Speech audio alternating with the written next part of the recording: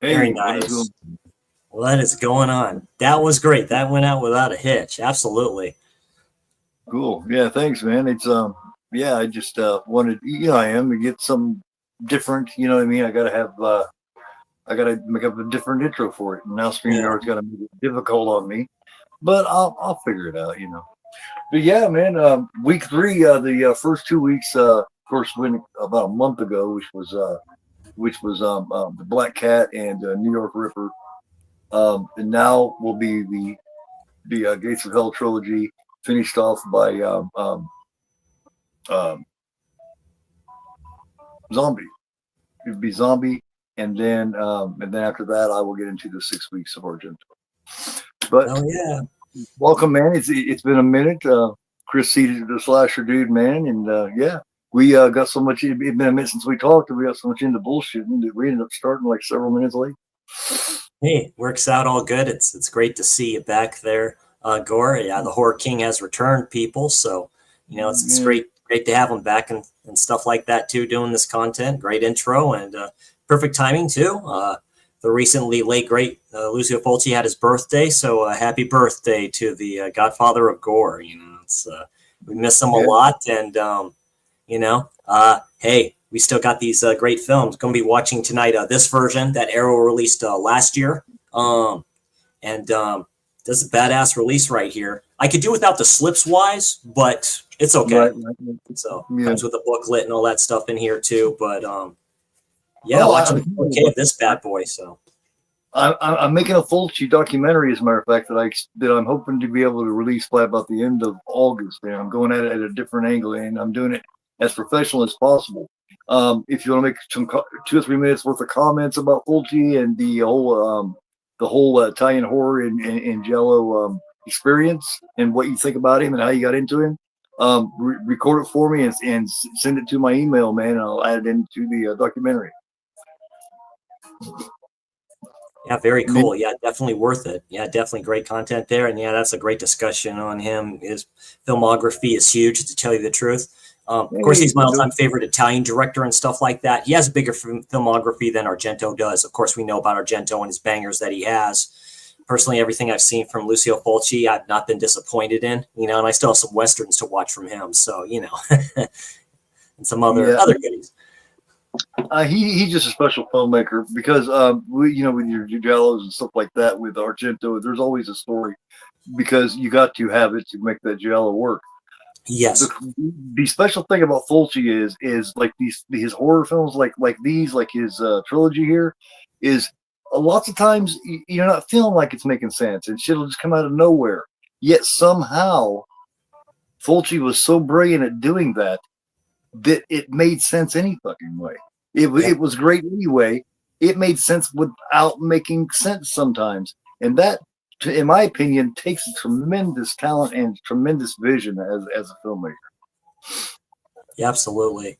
Totally agree. Like I said, to me, like he had bangers before, like say Lizard in a Woman's Skin, one on top of the other, aka Perversion Story. I like a lot. Of course, Don't Torture a Duckling and stuff. But really, he got put on a map with a film called Zombie, aka Zombie Flesh Eaters. Man, that's what put him over the edge. People wanted an alternative to Dawn of the Dead, and Fulci's like, you know what? Yeah, I can do it. Let me do my own thing and stuff like that. Let me do it my way. Okay. He And was good sure at enough, you got giallo. it. Yeah. He was actually good at giallos. He's He is got very good at several good giallos because he's different. He's what more he does. gritty grindhouse way of doing Yeah, giallos. That's what I call it. absolutely, man. He's seen Argento and Mortino and everybody doing those. He said, "Well, let me go a little more of a gore." Yeah, I'm kind of not stylish with this stuff. I do have the pretty ladies and the good looking dudes and all this other stuff too. But yeah, we're gonna add a little bit more viscerality to this genre that they all love so much, and he highly praised those, even though with Argento we know about their early relationship and stuff like that, and his early relationship like all Italian directors seem to have with actresses and actors and all this other stuff too. Specifically with this film, him and Yeah. Christopher George, boy, you want to talk about like Hell in the Cell style matches they could have had against each other. Boy, they did dirty tricks on each other, but Yeah. the end, him and Argento became close and all that stuff too. Of course, we got what we got with Wax Mask, but he's highly missed. But you see his impact on gore films, really, on splatter films. You see that impact. Body horror, dude. Where you think people like David Cronenberg get his stuff from, so it works out really good. And Argento is the one that seeked him out because they didn't like each other very much throughout the years because they were direct competition. But what happened was they was at like a horror con, and Argento seen how sickly Fulci had become. And it made him really understand how much he admired Fulci's films. And it made him want to make one with him. Unfortunately, they was a little too late and didn't really get to do that. He was heavily diabetic, unfortunately, and he was content.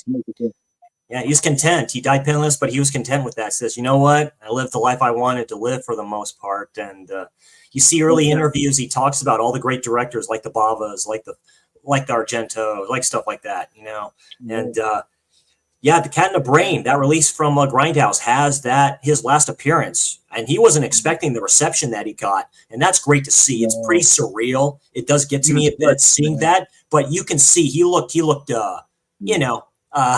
happy, but he's like, oh dang, you people all came to see me, huh? Okay.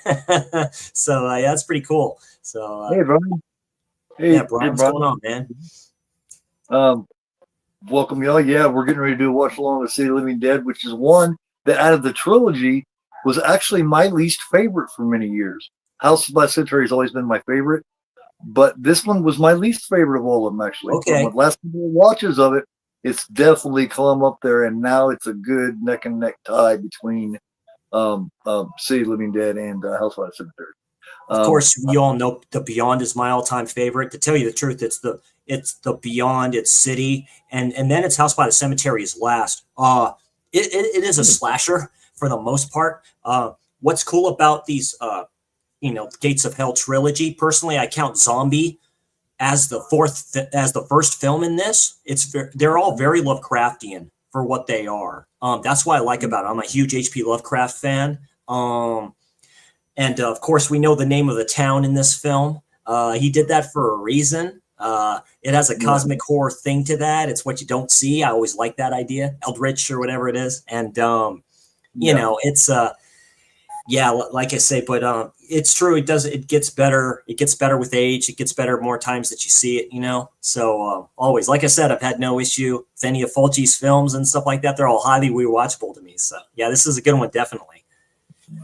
As a zombie film, how do you rank it as a zombie film, though, in the wide universe of those films? Because I tell you, I mean, these Italians and these Europeans, they know how to do zombie films quite well. As a Dead and Buried, not Dead and Buried, but Dead and Buried you can count as that, but as Burial Ground taught us. Well, as far as a zombie film, I don't put it in that category as like Zombie and Dawn of the Dead and all them. Right. But as far as a supernatural zombie goes, because this is the only one that I've ever seen where they can actually teleport. You know what I mean? And they actually teleport, which is crazy. That's very cosmic horror. Yeah, that's very cosmic horror. Or very Lovecraftian, because Lovecraftian did stories like that. Like I say, this is great release by Arrow. This 4K looks great already, and I'm just in the menu screen like that, dude. I tell you, they do their due diligence for the most part. There's a double feature of Psycho from Texas and where it's called Gates of Hell. Oh, nice. 3 days only. Here's the Scorpion version. Well, that's very nice. Yeah. Here's a hard-cased one from XD Video, limited to 250. This is number 148. See, chat, this is what you turn in for Gorfo for. See, he has them all. The window edition.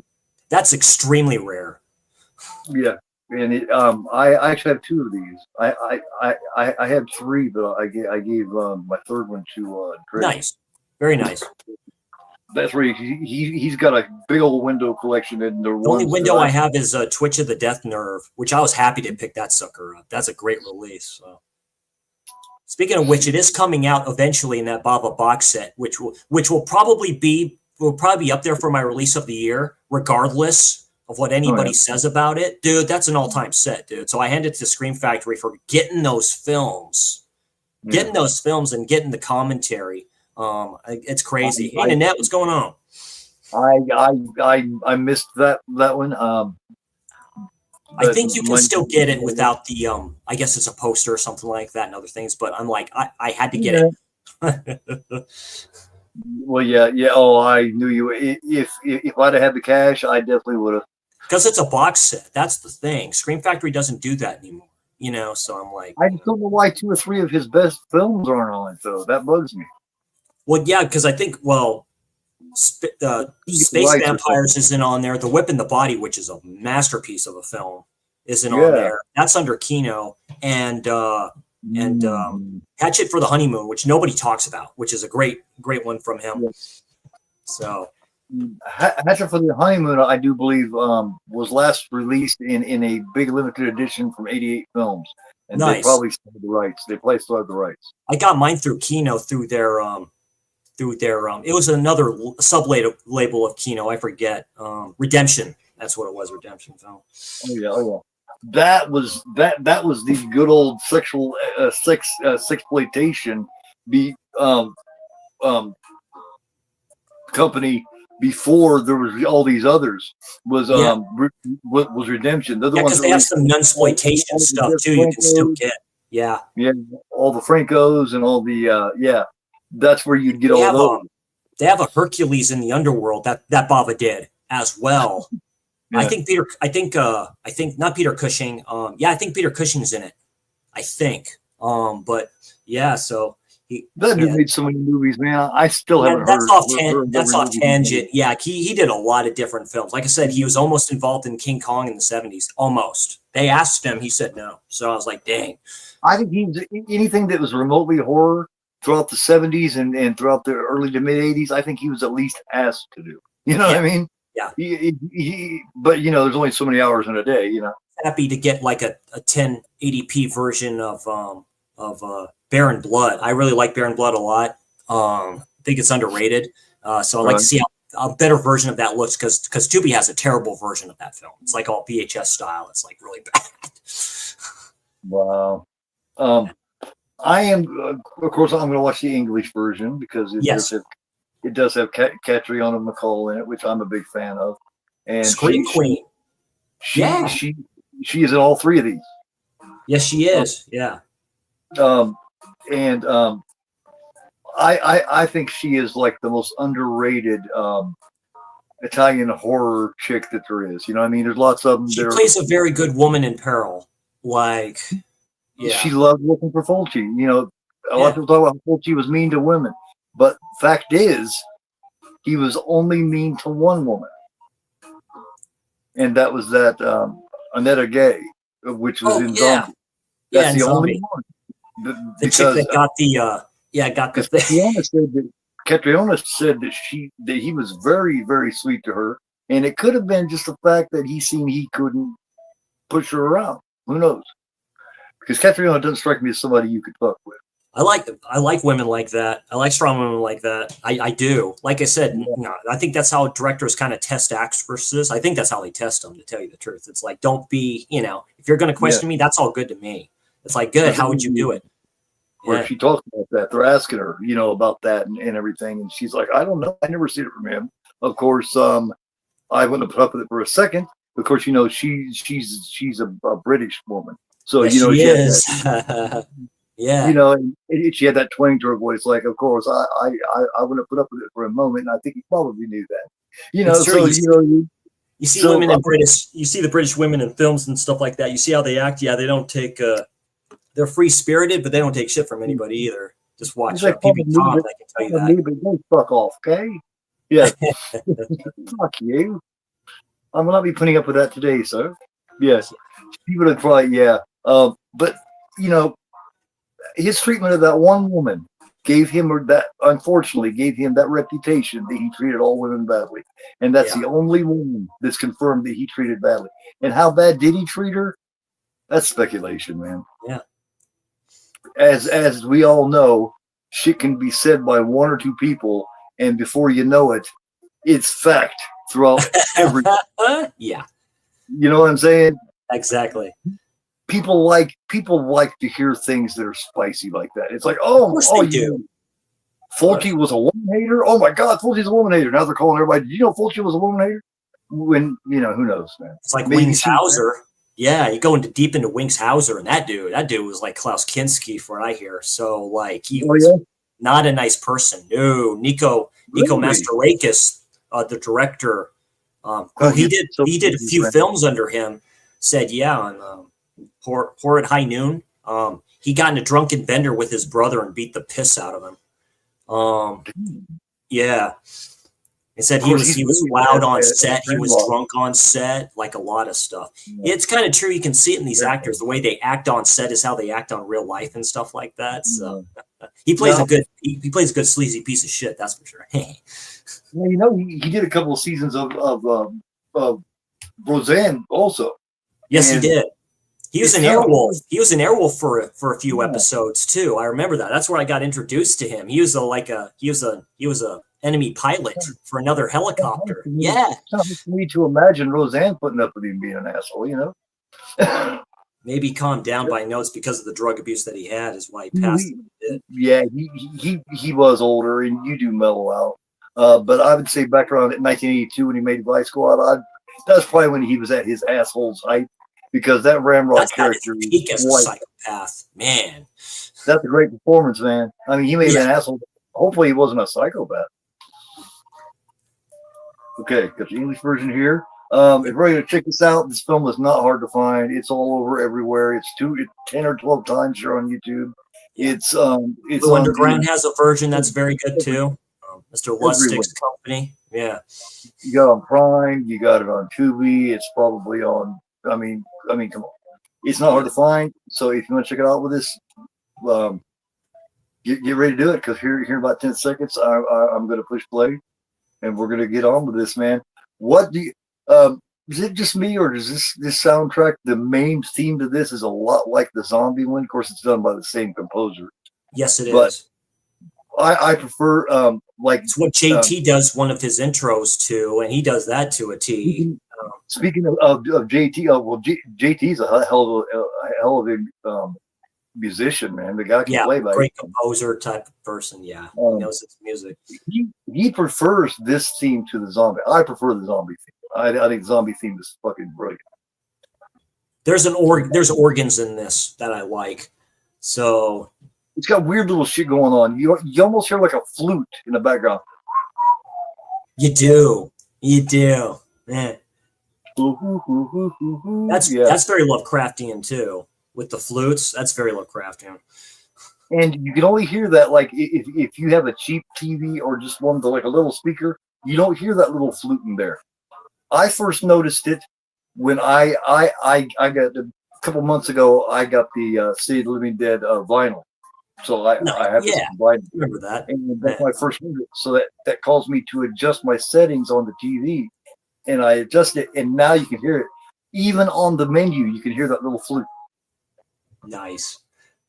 But yeah, let's go with a 10, 9, 8, 7, 6, 5, 4, 3, 2, 1. Let's fucking go. Yeah, these are not long films, but they don't need to be.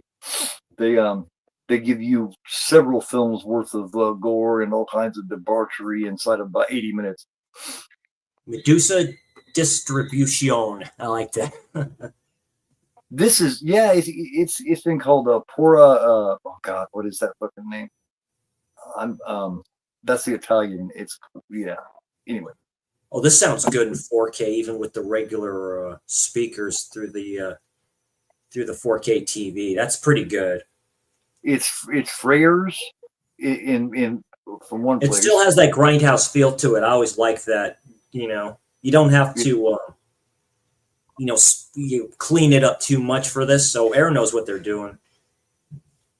Michel Suave. So Michel Suave was part of this, by the way, who's done like a lot of things. So he's worked under Fulci. He's worked under Argento, of course. Yeah, Dardano Sacchetti. So part of his original original group of people that did that. I think Manhattan Baby was the last film he did with that group of people until he kind of splintered off. Sacchetti was his main, yes. Fabio Frizzi, there he is. Yeah, that JT interviewed. That's a good interview. Check that out, dude. Yeah. That's it. That's his main composer, and then of course you got Sacchetti, which is his main screenplay writer, right? So yep, that's right. Yeah, Sacchetti. Like you said, he had the same. It's good to stick with that same group of people. It's like like Carpenter and Hill, right? You have those two that just they stay together for so long. I like his cinematographer, to be honest with you, because his cinematographer. Oh, yeah. I don't know if it's a cinematographer or if it's Fulci or if it's both of them together. But have you noticed Fulci likes when something happens or something, he'll focus in real close right on the eyes. He does that in almost every film, right on the eyes. He has circles. Yeah, guy has circles like I do. That's what I'm going to call the priest. That's what I'm going to call my Fulci documentary. I'm going to call Eyes. Nice. And you notice, like, there's a seance, but you see where he goes here because I'm Catholic, and he goes really hard on Catholicism in his films. He goes hard on that. He doesn't want you to guess. He doesn't want you to wonder. He says New York. They love New York. These Italian filmmakers do, man. They love New York. Yeah, they love New York. So does There she is, and she is gorgeous. She's a beautiful actress. Yes, There's a part in this film that I don't think they intended to be funny, but I think it's fucking hilarious. And it's when Christopher George is trying to get her out of the casket. And he takes the he's naturally funny. George has naturally been funny. I haven't seen him do a serious role, to tell you the truth, ever. I haven't.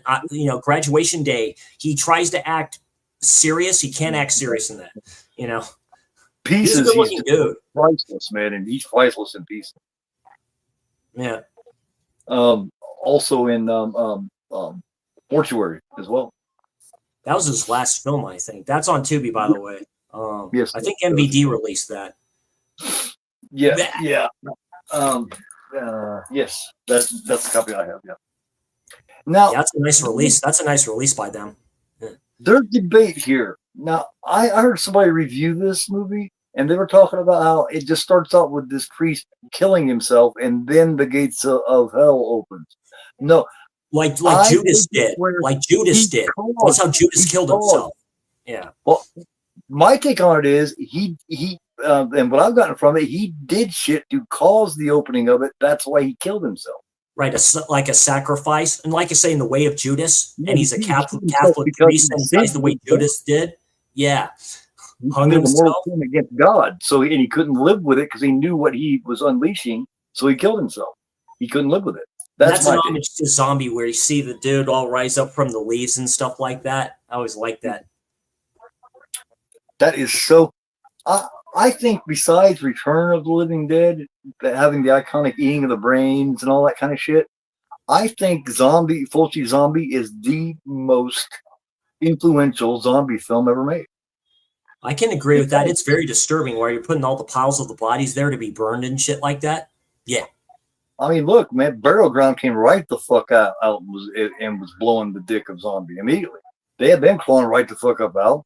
The ones that were here today. Burial Ground is terrific. It is all over the place, but I love it a lot. That's top tier zombie film for me too, and it's a homage to films like this. It's a huge homage. They were paying attention. It's like, yeah. It takes from this, and it takes from the old trilogy of the dead riding on the horses, the horseback. It takes from that because that's a Hammer film that you're talking about. Yeah, that's fuck, man. I got it right here. Peter Cushing's in it. Well, it's the Tombs of the Blind Dead trilogy. Oh yeah, I have the first one from Severin. I need to watch that one. Then there's Night of the Seagulls. Yeah. Then there's Night of the Seagulls and Ghost Galleon. Ghost Galleon's the only one they haven't released on a Blu-ray.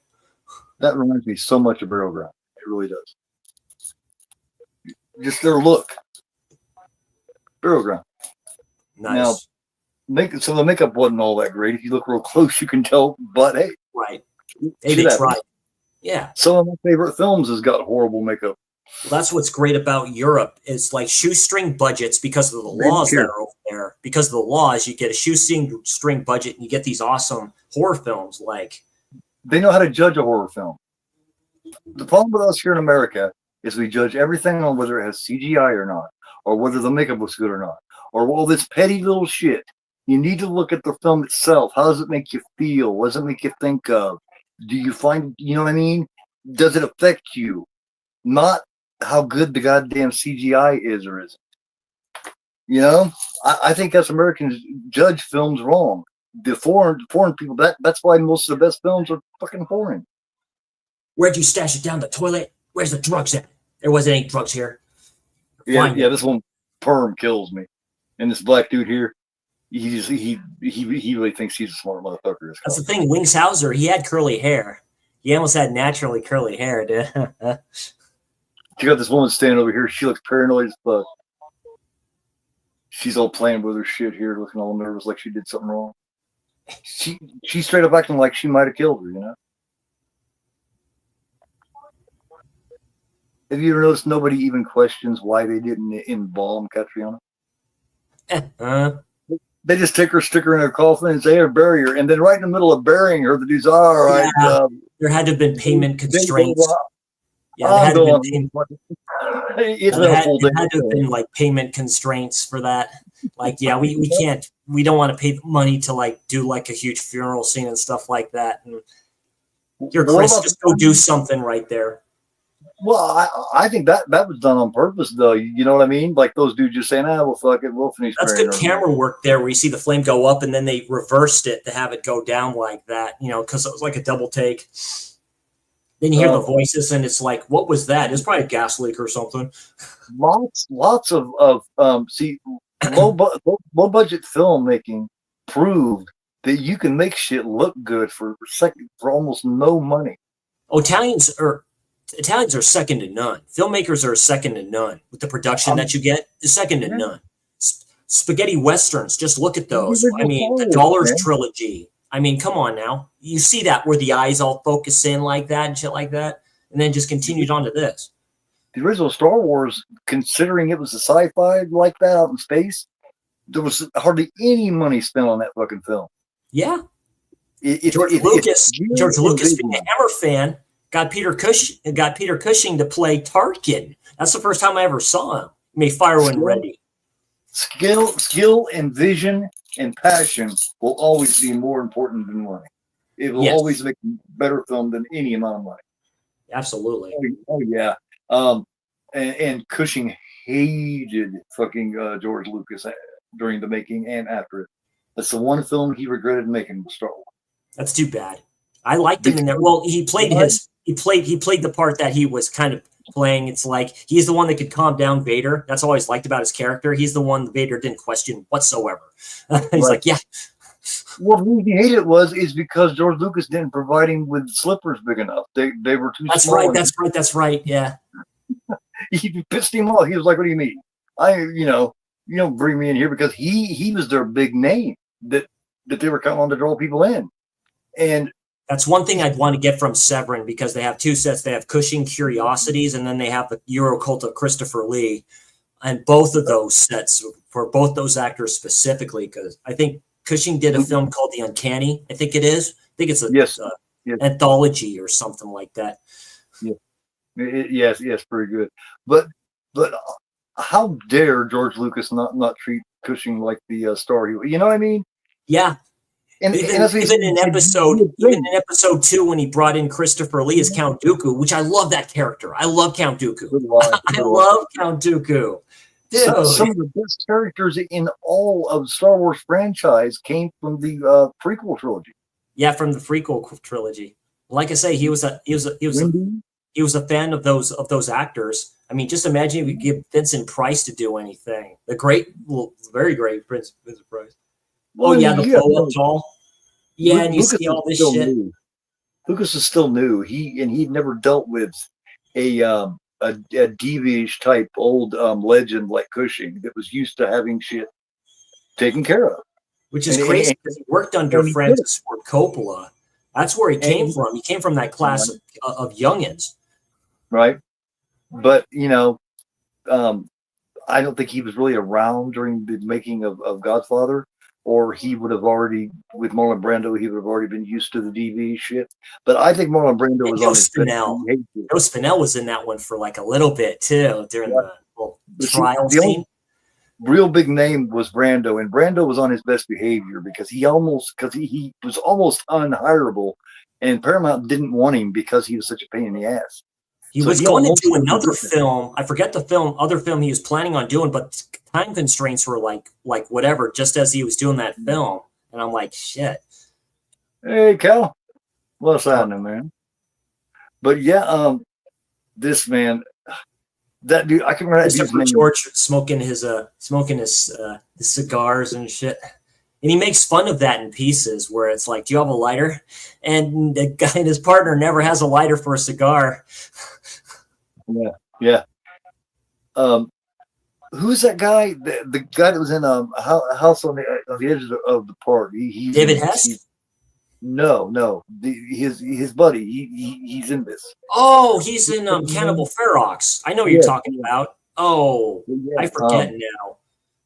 He's really good at looking like he's fucking just drug sick as fuck, doesn't he? He looks like he's dope sick as hell. Oh, that is him, isn't it? Yeah. Oh, shit, I didn't know that. Oh, shit. He's the one just come across the baby. He's the one that gets the drill through the head later from the crazy no. That's the all the dudes in the bar. Yeah. Now this is when it'd be like, well, if this was an old 50s cartoon, they'd have looked at the liquor and said, I need to stop drinking. You know what I mean? It would have been that kind of funny moment. But this one, I'd be done. I'd be like, all right, I don't think I'm gonna hang out here. Well, how did that break? Yeah, I'd be like, look, I think there's some Pazuzu afoot here, man. Oh, nice. Pazuzu. There's Pazuzu. They all go look at it. They're like, in the local saloon. I think it might be interesting. It's like the Boogeyman, right? Saloon. Where they break the window and or break the mirror and shit like that. Oh, that's bad luck. You can't do that. I've heard people give that one some shit. And I'll tell you, it took a lot of balls and a lot of creativity to go with that story like they did on that. Because I guarantee you it wasn't the ongoing favorite idea. Yeah. But he stuck to his guns and made it the way he wanted to. And I think it kicks ass. Oh, yeah. Man, it's so unique. You're never going to see another one like it. Guaranteed. You couldn't make another one like it if you tried. And there's the crack in the wall. Yeah, now. Look at this guy's face with the mustache. He's like... One of the horror docs, one of the directors mentioned that you notice when it gets windy, like in the Friday 13th, when it gets windy and it's storming, shit's about to go down. So when it starts to get windy and shit like that, stuff's about to go down. Yeah. Oh, hell yeah. That goes all the way back to the German silent films. Oh, dude. Faust. The early Universal. You see like that opening or ending to Faust, and you see that big, huge demon hulking over the town and shit like that. You're like, damn. The weather is, you know what I mean? The bad guy or the evil or whatever is a force of nature. It's a force. Something as simple as lightning and thunder.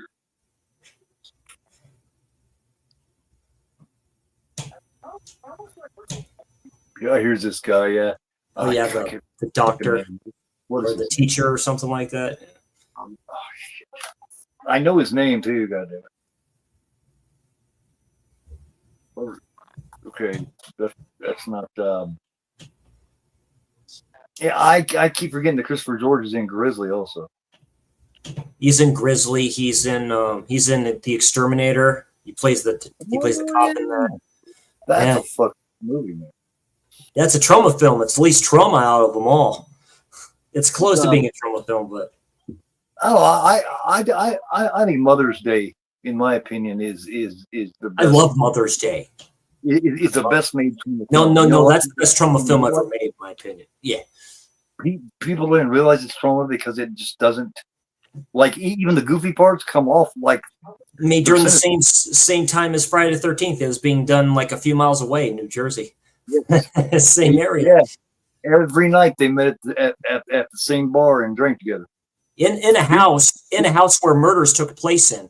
Oh yeah, that's a sick cover for that. I have the one from Synapse that they released. That's Yep. They're the arrow window slips even put out the Exterminator.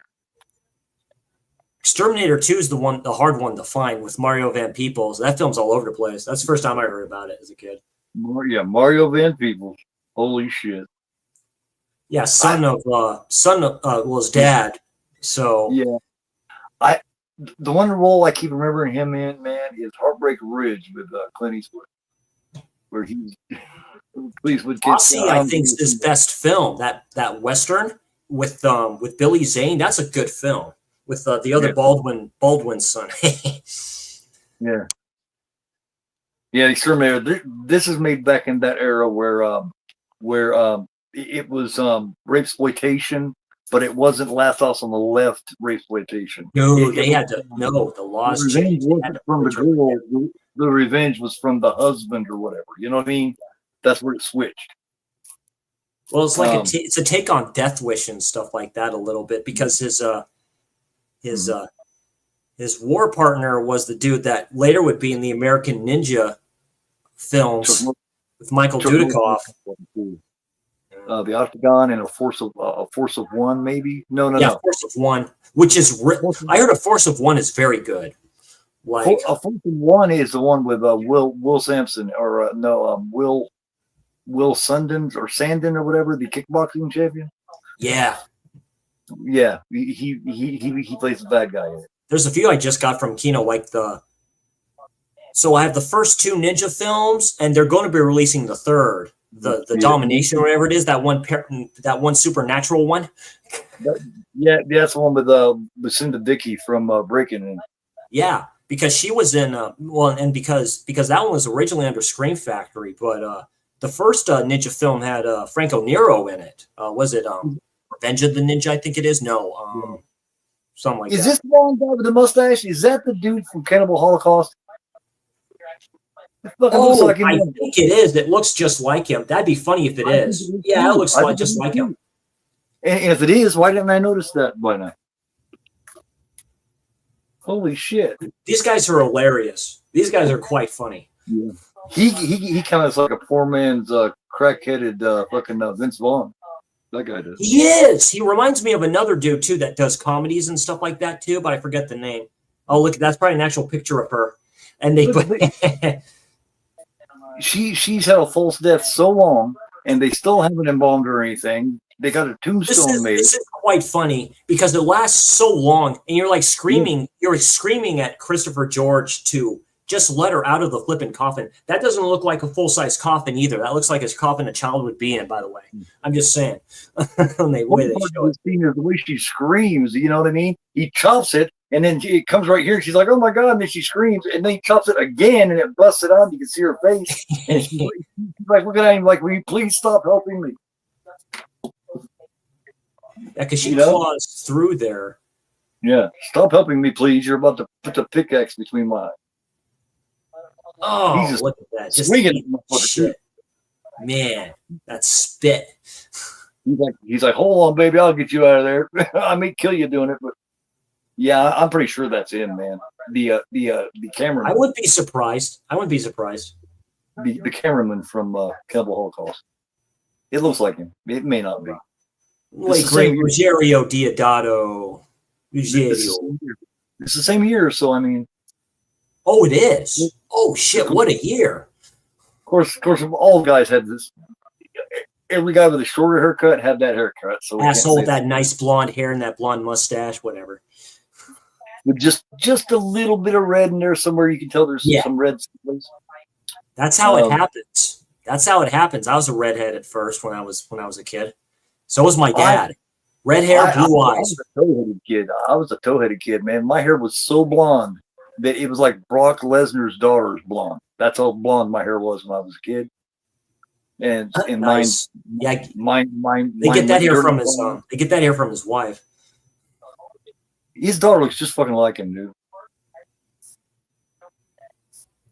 It's like I can't imagine a dude getting with Brock Lesnar's daughter and looking over every night and looking and seeing somebody that looks like a female version of Brock. I mean, because every time I see her, I think of him because she looks a lot like him. and she's a big fucking. Well, The bulky Rock's daughter runs NXT, and shit, that shows how old I am. I'm like, what? Yeah, she's got a set of eyebrows that won't quit. Yes, she does. She's Of course, okay. I don't watch NXT. I don't watch that shit. NXT is crap to me. That's just like Obafemi is way overrated. Way overrated. Trick Williams, he whatever. the talent that is in wrestling these days doesn't get to develop like it used to, and you don't get to really see it. It's so scripted. They don't have that personality. Yeah. I mean, like Punk and Cena can still go verbally with each other, but they're half the wrestlers that they used to be. I'll just say that. I mean, they don't move like they used to. Of course they don't. But they can still go at it. And all the younger wrestlers are homegrown, so they don't get to run throughout all of the. See, the cool thing about back in the day is all of the different independents. Every place you went to was different than the other, and that's how you honed your craft. You toured the independents for several years. They really like Braun because he's Rick Steiner's son, I think. Right. The Dog Pound's son. And then I seen, oh yeah, you're right. You can just see it.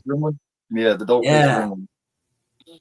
And I like Braun, but he needs to learn to talk better. He has the look for it, and he can do it, dude. He can be destructive.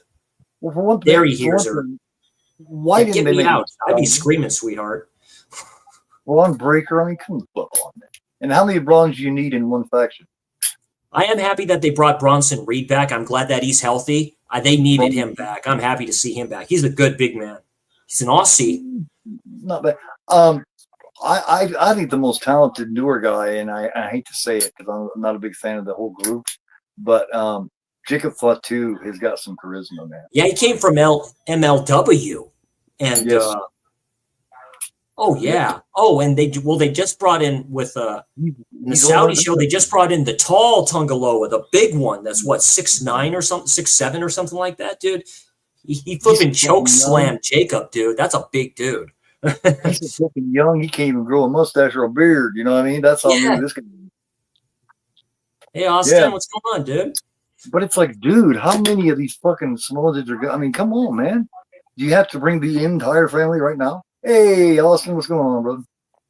There he finally goes. I mean, they all of them may be physically gifted and athletic, but you know damn well they're not all cut out to be stars. At least with me, the only thing I'm interested in is the CM Punk and Seth Rollins feud because they are doing that right. It took a while for some damn reason, but I can see him cashing in on Cena's title because that's the title he never lost. People need to realize that. That's the title he never lost. He got injured and he had to vacate that title. People forget that. And it's like, that's the title. He's like, that's it. He needs to start saying that. He's like, that's the title I never lost, by the way. That's mine. Here she is at this point going, will you please stop helping me? And he just keeps doing it. Chop. Jesus Christ. Yeah.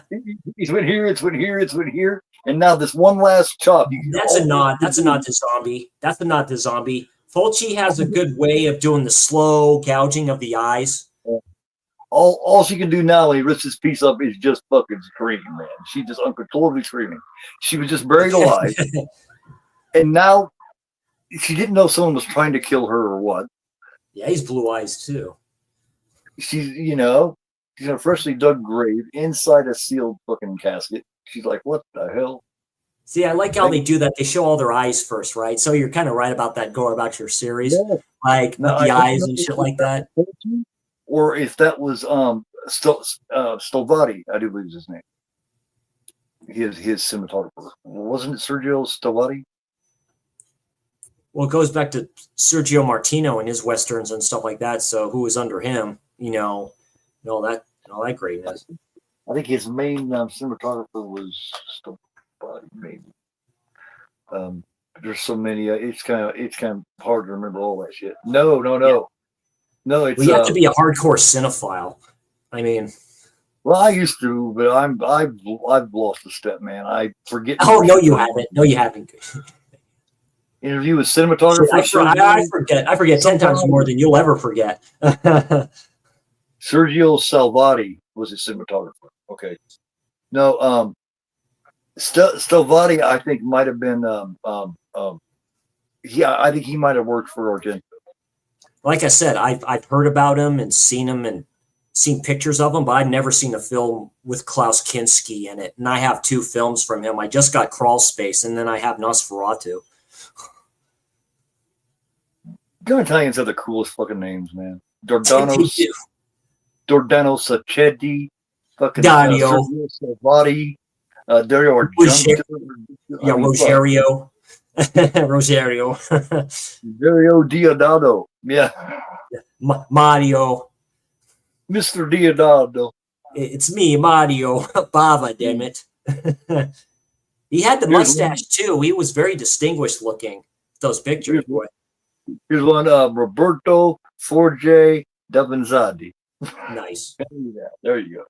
You notice that their parents were artists to begin with. Like Dario's mom, I think, was like an artist, I think, for what he said, or she was like a designer or something like that. I have Cannibal Apocalypse, Austin. I haven't watched it yet. I got the blue from Kino during one of their sales. That's the one that has Mr. Saxon in it. That's that guy's name, Giovanni Lombardo. That's the guy. Yeah, from, Giovanni Lombardo. Yeah, that's from House of the Edge of Park and such. He's great in both those films. He's great in Fair Walks. He's great in House at the Edge of the Park. I love House at the Edge of the Park. I can ooze over that film all day. Yeah, I've always liked it, but maybe not. That's his best performance. That's his best performance is in that film. You can fight me over that. That's his best performance. He is. Yeah. I think it's just the fact that I don't like my filth. That is him. No, you're right. That is him. That is him. He always plays like the weak looking one a little bit. Hell yeah, oh, he all hits her and shit like that. He's like, whatever. Yeah. No. How the fuck? No. She's pretty as fuck. How the fuck do you run away from there? Hot as hell. Yeah, she's hot as hell, dude. What evil is around there? You don't leave her there. She can make all that feel better. Just plant your fucking head up against goes right in her mouth. And relax. You know, just put your little head up against the bosoms and relax. She can take away all that fear. Of course, it doesn't help when the fucking dead priest is killing her. This is very much like a paranormal slasher, too, to tell you the truth. This, because he does stuff like this later on in Enigma, which is a very underrated Fulci film. Yeah. I've got the I think the 88 films Italian collection version. Yeah. I wonder what the significance. I got the Severin films version of that. Yeah. Soil and the worms and putting it in her mouth. I wonder if that just was, like I wonder if that was significant. Not necessarily. Calm down, Mr. Robinson. Don't worry about it, buddy. That's the thing about Italian horror. Not necessarily everything is significant. Just because it's in there doesn't mean it has to. Doesn't mean it's right. You don't have to contemplate over it. Like, what's the significance of this? Because we're not doing commentary. We are, but we're not the Cat Ellingers and the other people. In a way, that frees you up to just enjoy the film when you're not thinking about every single little thing having to mean something. That's the good thing about Italian horror. Just give me a commentary with Stephen Thrower doing it. I'll be happy, to tell you the truth. Like, he can. They're bound to do about any fucking thing. It doesn't mean it has to have anything to do with the story. Right, exactly. They were like, "Hey, let's just do this right now." I was like, "All right, cool." Oh, this is a good one. The old couple doing the in the van or the Jeep here. Yeah, this is what's her name? This is Doria. God damn it, she's in a lot of Fulci films too.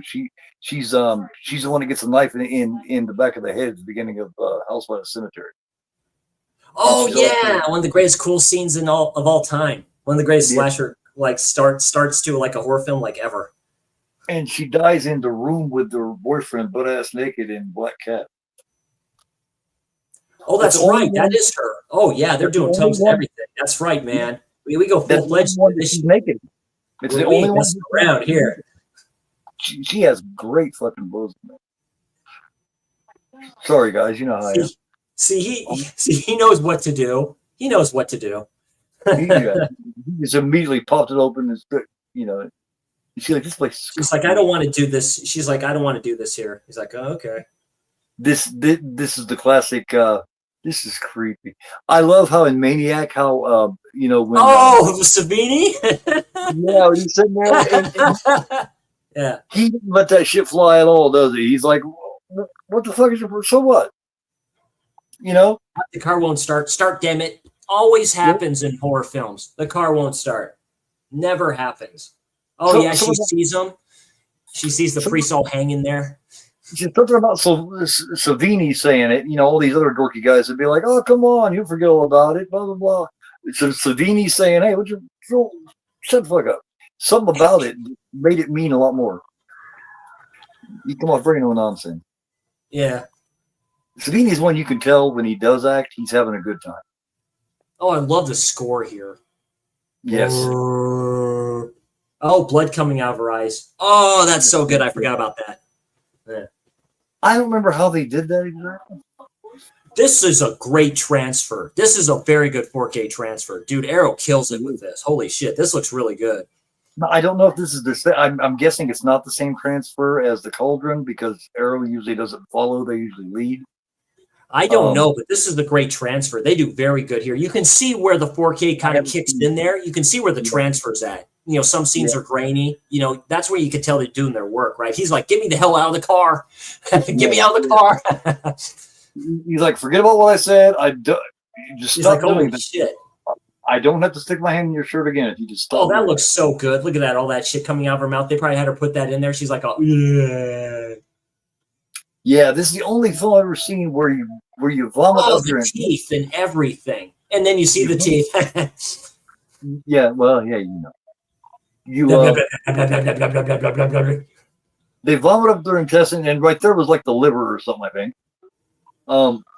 And when they grab by the back of the head, they like go right through the skull like it's made out of fucking rubber, and right to the brain, man. That's so bad. It's just, you know. Austin, I have that release of Cannibal Holocaust. I'm sure Keith has it. The Grindhouse 3-disc release of Cannibal Holocaust. That's a great release. Yeah, I have 3 of them. I have that one. Yeah. I have the DVD version of limited edition of that. I have the Blu-ray edition of that, and I have the 4K. That was the only way to get it was the DVD for like the longest time. And I think the 4K is from '88 film. Yeah, I think that's the next big one from Grindhouse. I think that's the next big one is the 4K of Cannibal Holocaust. That'll sell out. This one, actually, there's a lot of people prefer this version. What's up, Jerry? This 25th anniversary of the DVD limited edition. There's a lot of people. I have Cannibal Ferox on Blue. I like Cannibal Ferox. I think Cannibal Ferox is the more produced Cannibal film, if that sounds right. It has its own because it's done by Brito Lenzi, who's a great director, and check out the discs. He did his Cannibal films very well, dude. That looks sick. The film reels. Yeah, dude. Hell yeah. Which is very cool. Yeah, Cannibal Ferox is great. It's been make them die slowly. I haven't seen that in so many years that now seeing it again, it would be like the first time almost.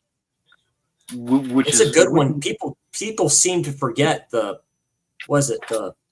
one with Ivan Rasimov in it. That's the first, isn't it? Or no, because Lenzi did the first, I think. Man from Deep River. That's what it's called.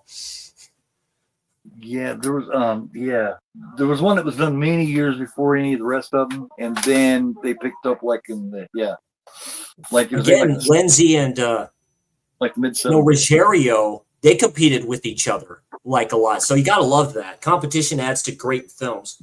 So I get this worst eaten alive too. So. Oh yeah, they see just all the blood with the worms and shit like that. Like, what happened? Who did it? Right. Well, I mean, you talk about creativity, man.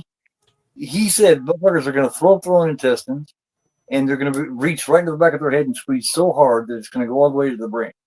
That's just, it's simple shit like that, which made Fulci great, man. He didn't complicate shit. Like, if a few things didn't make sense, he said, fuck it, who cares? It's entertaining. Yeah, it's a horror film. It's not supposed to make sense. Every single thing, that's another thing about today's films. Every single little thing has to be alluding to something or has to be a precursor or, you know. Yeah, there's a few Cannibal Tubi's a great platform. There's a few cannibal films on Tubi I have on my wish list and stuff like that too. They have the horror docs on Tubi too. They have Never Sleep Again is on Tubi. They have the one that Severin did on folk horror. That's like 3 hours long. They have it on there. That's a good doc. I've watched like an hour worth of that. That's a great doc. The Unholy Trinity of those films. Yeah, Witchfinder General. I need to check out that film. Vincent Price. Yeah. That's Oh yeah, the morgue with all the coffins and stuff. Saying goodbye to her. Yeah. It's either Amicus or AIP. I don't know. Yeah, Amicus. Then there was Blood on Satan's Claw, which they showed scenes for that one. That film looks to be a trip. And then of course The Wicker Man. This fucking family, this poor family, man. They're in there and they're you know what I mean? She's died and you got the little brother here and you got the parents. Oh, the embalming thing with all the blood shit like that, everything else like that. Yeah. The shit follows them home and every fucking thing else, man. It's like this kid's like he likes doing that. He likes doing that with children. You notice that? Fulci likes doing that with children. He likes messing around with them. He fucked with 2 of them in House of Cemetery. He said, fuck it, we're just going to do 2 this time. Fucking Bob. English version of Bob is a little bitch, dude. God damn. That poor guy, man, because that's not even his voice. You know what I mean? Mommy, open the door. Mommy, open the door. And he's labeled up for the rest of his life, this poor guy is. Yeah, Austin, yeah, on that or with the Grindhouse release of the Beyond, they have the DVD of was it 7 Doors of Death? Oh man, that fucker's got the VHS from Gates of Hell. I want those, man. I want the VHS too old. Very nice, Austin. That's great. Yeah, that's very cool. See, you all got in the game way earlier than I did. I was a nerd into anime and video games and all this other stuff too, and just maybe the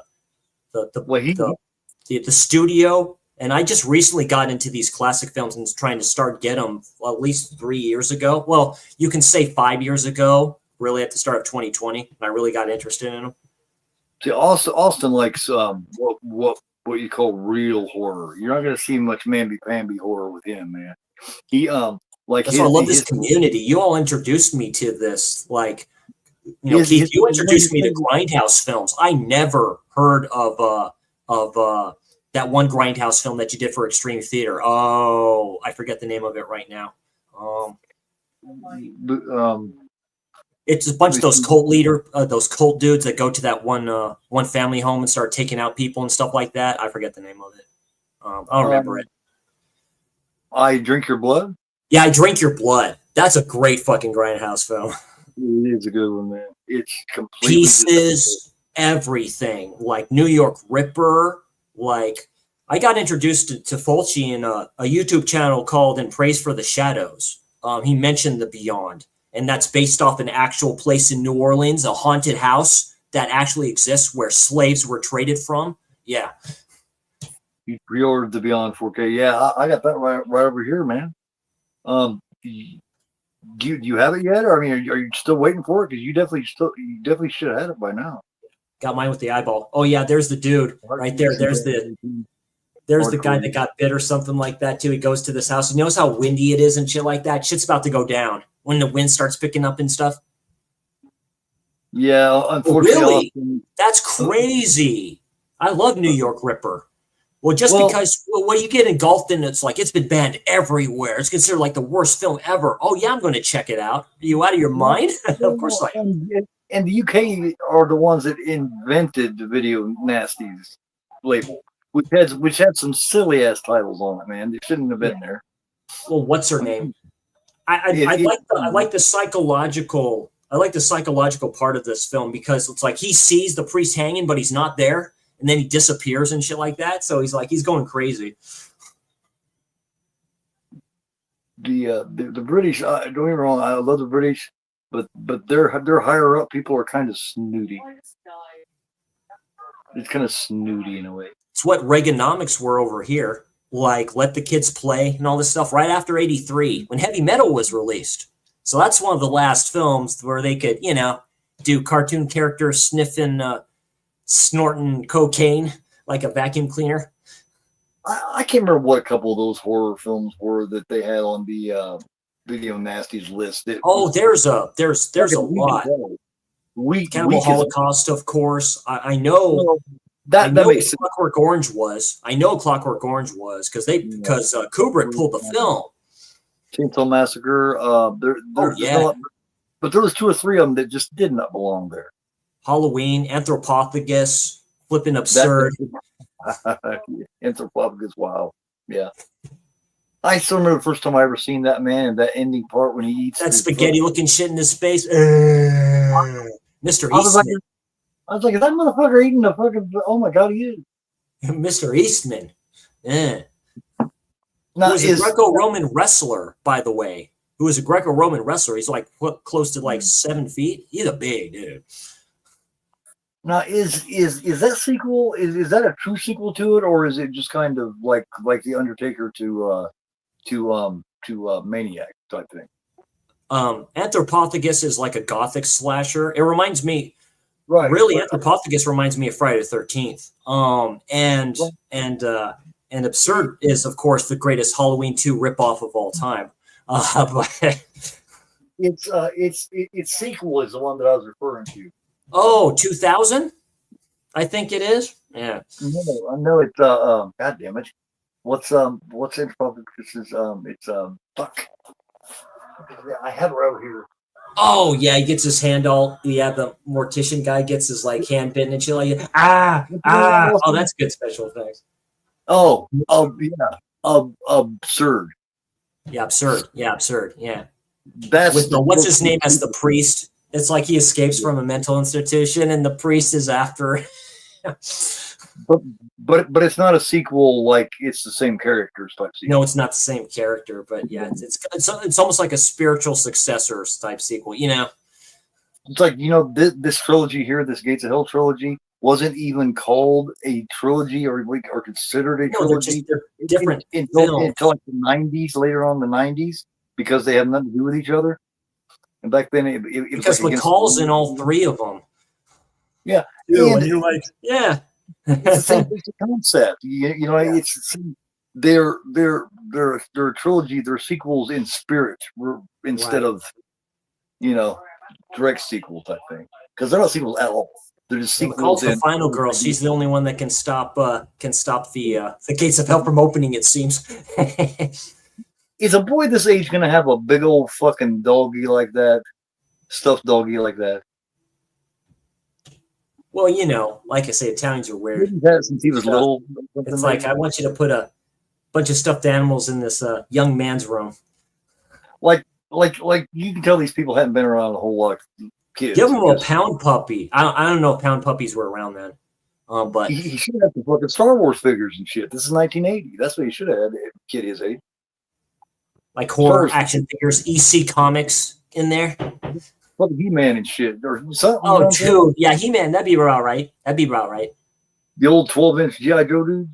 Oh, the tank, dude. You go out in the backyard in the mud, dude.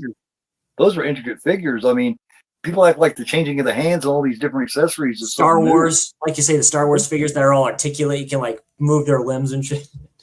Those first G.I. Joe dudes had hands and shit you can switch off. Hot Wheels, man, I'd have a shitload of Hot Wheels. I do have a shitload of Hot Wheels, but I have a shitload of Hot Wheels in there. I had some, but I destroyed them after I seen Christine. Oh, like in 1983, me and my mom went to see it at the theater. I came home and I decided I wanted to play Christine, right? So I took a hammer and of course you do. I was about the fact that once you did that, it was kind of permanent. So yeah. Oh, the kid just is about ready to have a heart attack. Mommy, that's creepy as fuck looking, man. She looks all burnt up. You would shit. I mean, fuck, man. Look out the window and shit. Did you see that? Oh, that's right. They don't know the dude's all hanging out in the garage or whatever. Oh man. That's when Dad gets his revenge, dude. Dude, she kind of looks like the mom looks like Betty Davis.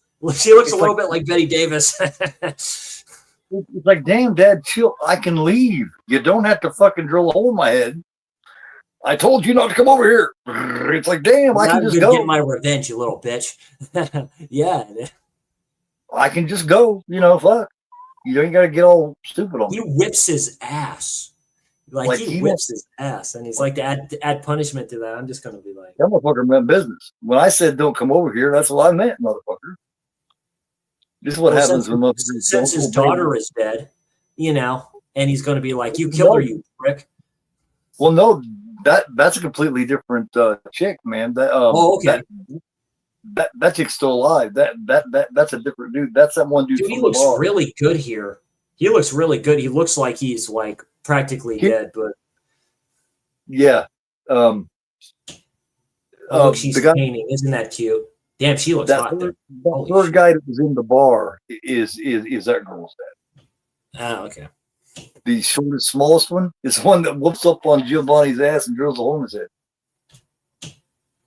She's like painting like a dinosaur and shit. She got all kinds of fancy looking. Now, this back in time, you've seen a lot of films. They would have painters like this. You know what I mean? Art. Oh, This look at kind the of art. phone. Art was big at this time, and Yeah. it was, you were dignified. You were cultured if you were this kind of painter at this point. I mean, look at Scanners. It's an Italian film too, so it's like I'm gonna do some painting right now. It'll calm me down if I do painting. Yeah. You were cultured in shit if you painted or sculpted back in the day. No, come right away. No, there's no time. Like I mean, look at Scanners. That one dude's only solace to keep him from going stupid from all the voices was the fact that his art, he could sculpt. Yeah, when he's all sitting in that restaurant or whatever it's at, and he overhears the ladies talking about him and stuff like that. He's like, "Oh, what's up with that guy? He's all looking at me, dude." And I'm like, "Oh." Yeah, she's like, "Oh, I think we're being picked up. Oh, it's just too awful." That bitch deserves scanned, man. I'm sorry. That's the pain of it all, because you hear the voices of everybody, so you can't control it. When he's strapped down and they're all talking at the same time, that bugs me, and I don't even have scanners. You know what I mean? Oh, I hate that. I hate the jibber jab. I really do. Specifically if they're looking at their phones, dude. They just go right. Sweeney bobbers go right into that shit. I'm like, dude. I love Demonia and Enigma. I love Enigma there, Austin. Yeah, Enigma's like I had fun with that one. I really like Enigma. It's all over the place.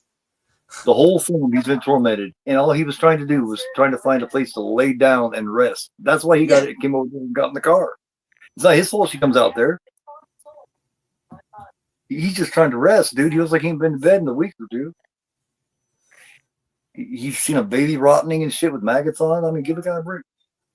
Yeah, it's me. Oh, she has a gun. A little pistol. He does a good job of looking tormented, that guy. That Giovanni does. Yeah, he does. Oh no, he's always said that. Yeah, he's a good actor. He's a very good actor. He's always tormented. I think because he can play it so well. You know, it's like you got to play the tormented guy. Him and Lindsay didn't like each other on Cannibal Ferox. Him and Lindsay went at it like a bunch of times, for I understand. Like he's just like, "F you, get the hell away from me." Like it's like. And what better way to torment him than to stick him his right hand man to fucking Krug? You know what I mean?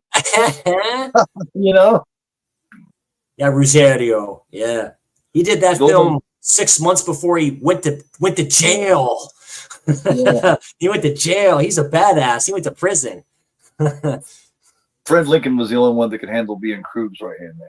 That's just because he was just as sick as Krug. Weasel Podolsky. Weasel. Yeah, he was a good actor. He was too, and he was a porno actor and a porno director. How fitting is that then when the mom just bites his dick off? Like you hear that crunch and stuff like that. How fitting is that? He's the one that showed them how to film that and to where it could be sold, because they said that she could just do it, and he said no. If you take this part of the belt and stick it through the, you know what I mean, through the fly part, and she bites this, just like that, yeah, it's gonna look a lot better because she's actually going to be pulling on something, which was smart. Oh yeah, how did the body get there? That's right, the body just appeared. Like how'd the body get there? That kind of was like Mary, what's her name from fucking Dead? What is it? Oh fuck, Dead Silence. Oh yeah, the Mary Shaw. Yeah, That's like Mary Shell's mom. See, I Mary saw Shell's that, mom. Austin. It's the same as the if you don't have like the special edition Blu-ray, then I do have the Blu-ray, but I don't have like that special edition. So it looks like they're redoing that Yeah. 4K box like they I've did got with a the couple original. versions of Demonia. I actually have I have the Severin of Demonia. Like I say, I like it a lot. I like the film. I have a cheap DVD that you guys probably never even heard of before of it. It's one that doesn't It's get a like lot of Patrick a little bit. It's like Patrick and Carrie mixed into one. Oh yeah, it's that's Fulci's nunsploitation film. It's pretty good. It has its flaws though. Shriek Show. Shriek Show. You remember Shriek Show? Yeah. This is yeah. This was a company that did these horror films before there was any of the other companies. Shriek Show. They put out a lot of titles, but yeah, this is nunsploitation Fulci style.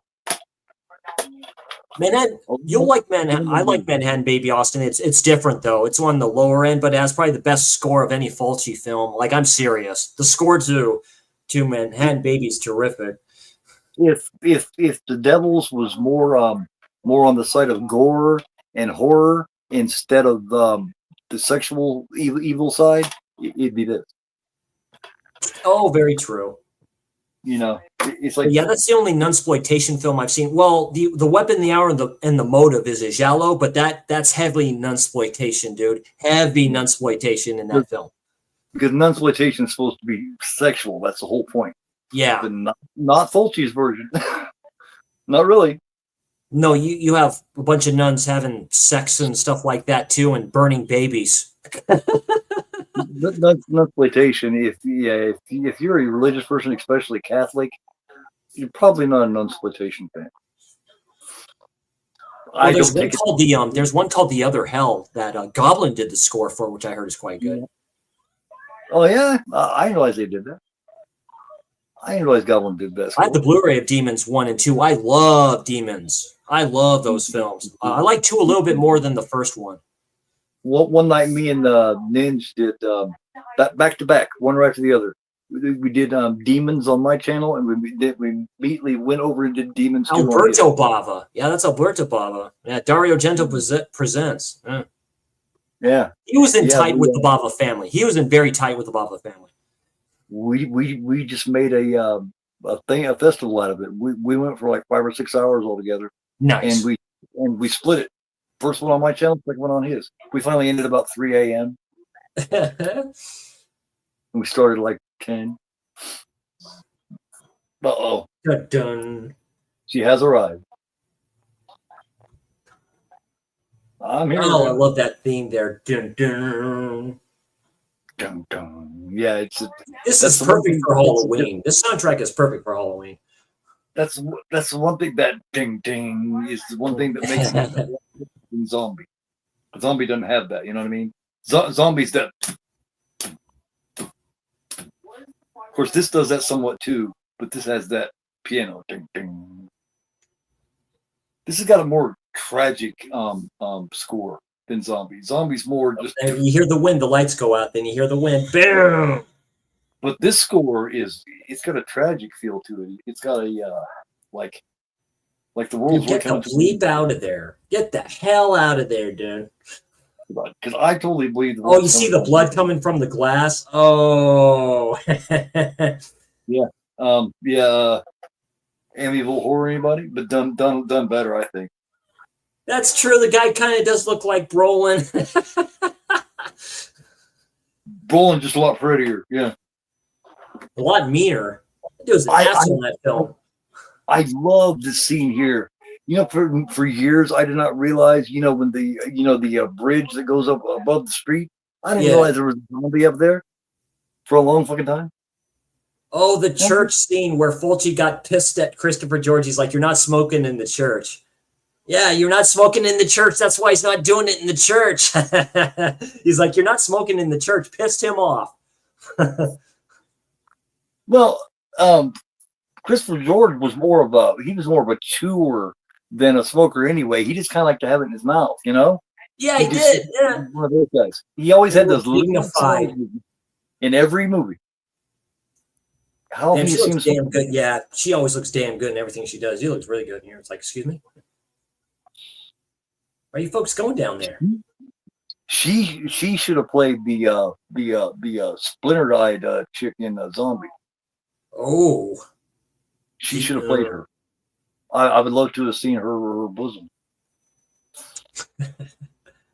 Besides that chick in Zombies just comes off like a royal bitch, man. All she does she's is very yell at him. pretty too. She is very pretty. Yeah. You know, she just screams at him.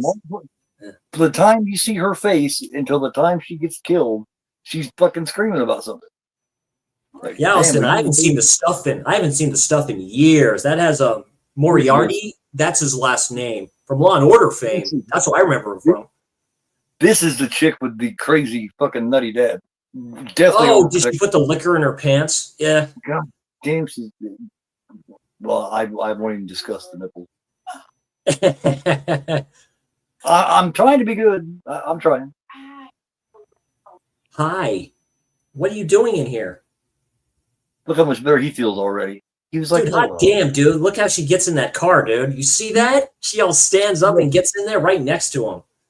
She come out there because she was gonna smoke. She didn't know he was out there, man. He was just trying to find a place to rest. It's him. Get out of here. Here it is now. What are you doing? Relax. Overprotected much? I wasn't doing shit, dude. Damn. He turns that on. Whoops. Follow the daughter, dude. What are you doing? Follow the daughter. I wouldn't even be in this position. As soon as he went to backhand me, I'd be stomping a mud hole in him right now. I wouldn't be backed up going, please don't hurt me, sir. It's like, see, he just stayed there. He just stood there and took it. Even I wouldn't do that. Well, I mean, it's important to show respect. Oh, this is great. This is a great scene too, man. But I think he's taking respect a little far. You don't have they to worked on this scene too. I remember Blue Underground has good special features talking about this scene, like what they did and stuff like that, how they used it. Overreaction, like a motherfucker, man. Like that looks like a got me drill too, boy. I think it's because I think it's because the whole city, the whole village, and everything is going fucking batshit. Remember, he was one of the guys that was in that bar at the beginning. Yes, he was. And I think that has something to do with it. Bye bye. I think that's what it's supposed to be telling us, is he wouldn't be killing this dipshit if that hadn't happened. I think he goes through the eye first, if I'm right. No, it goes right through the side of the head, man. And you can see it, and you can see it come through the other side. This is slow burn. This is hella slow burn. It's a damn good effect. Well, you noticed that drill had no tip when he started. You noticed that, so they did that for a reason.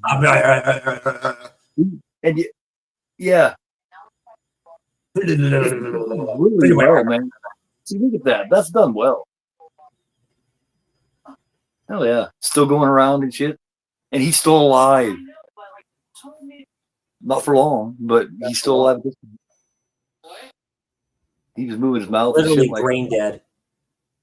Well, yeah, or at least he's close, because it probably got really close to the brain stem. It was shocking and badass. It's very shocking. Yeah, it's like going, whoa, wait a minute. You know, because he definitely didn't feel that. He felt the pain in his skull and his skin and all that shit, but he didn't feel it in his brain. Your brain can't feel pain. But the rest of it. Make no mistake, these films internationally did a killing. They did a killing. All the way to the point they didn't even bring them to the U.S. until a couple of years later, usually. Yeah, that they made a killing. Like in Italy, because of the laws, though, you're allowed to do stuff like, say, on shoestring budgets and stuff like that. But when you branch out like that, Dick Randall was really good at doing that with films. He was really good. I believe this finally came to the U.S. in '83, maybe, if I remember correctly. I have it written down here. You know me, I try to be prepared. Whatever I don't know right off the top of my head, I try to write down so I can look important, you know? Dun, dun. Yeah, as soon as they go out of that building, somebody's there. I think this is the wrong, I think it's the wrong tablet. I have several tablets of my YouTube career. Nice. Oh, shit. I try to write down everything just in case. In case it comes up, that way I can be like, that makes people think, damn, gore knows a lot of shit. No, not really. I'm just prepared. What I don't know, I write down. Man. Oh yeah, the MPAA would destroy this film. Because I care about that shit. I like to give that and the people in the rewatch. I like to, I like to give them, something good, man. I like to get anybody that might want to watch my bullshit, That's what I love about films like this. Like say, because they push the envelope. Nobody. There's few directors and producers that will push the envelope. There's a few. Ari Aster being one of those. But you need to really push it, man. And I don't think a lot of these directors have the balls to do it. There's a couple two. Gus Van Sant. Oh, dude, yeah. So Eggers is a great director. I really like Nosferatu, but I don't love it like everybody else does. But that's pushing it. That's really pushing it. That's pushing it with a film. To me, it's his worst film.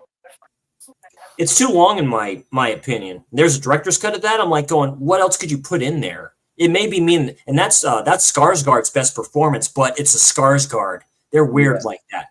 I mean, you know what you're getting with them. Considering the rest of his catalog, I was actually a little disappointed, and it doesn't mean that I didn't like it. It just means considering the rest of his catalog, it was weak. The Northman is terrific. I love the Northman. It's definitely different, isn't it? Yeah, Northman is great. Of course, the Witch. The Bitch. Who plays the stepdad in that? The Bitch. Oh, I forget his name. He's a great actor, though. He has a good voice. His voice sound's been used in other films. He's played demons and shit like that. He was in The First Omen. No, I mean in the Northman. The guy who played him. Oh, yeah. Because remember the mom is what's her name, and remember Nicole Kidman's the mother. Flipping William Dafoe is in it, and I forget. Ethan Hawke is the dad. I think. Yeah. Right? Yeah. Yeah. And then you got it comes out that the stepdad and the mom is really on the side of the evil stepdad. That's a hell of a reveal. Well, for the reasons that she said, it's like, what? Yeah, this is where all the maggots get thrown out. Yeah. So they used a blower for this. They used a blower. They put these in a machine. Those are actual maggots, ladies and gentlemen. Yes. Yeah, and he got a whole pocket. They did that on purpose. Yeah, so poor McCall, man. Poor Lauren, dude. And dipped Fulci's pipe in it. So when Fulci went in, that's right. Yeah, that's right. They put it in his pipe and shit like that. That's fucked up. So when he reached in to get that out of his pocket, all those shoes he's wearing. Oh, those shoes he's wearing. Those are like snake shoes he's wearing. he was just paying him back because he said that Fulci had him hit it a split second too fast, and he was still looking. His mouth was wide open. Oh, look at them all. Oh. He said Fulci did that on purpose so that it would hit inside them. No, I doubt it. I doubt that that's the truth, but that's the way he looked at it. So he paid him back. Nosferatu is pretty graphic. It's just a very, very slow burn of a film. It's very highly sexualized too. Went places I didn't think he was going to go to. I'll just say that. Lily Rose Depp, I think her name is great in that. Holy shit, she's terrific in that. yeah. She's pretty good, man.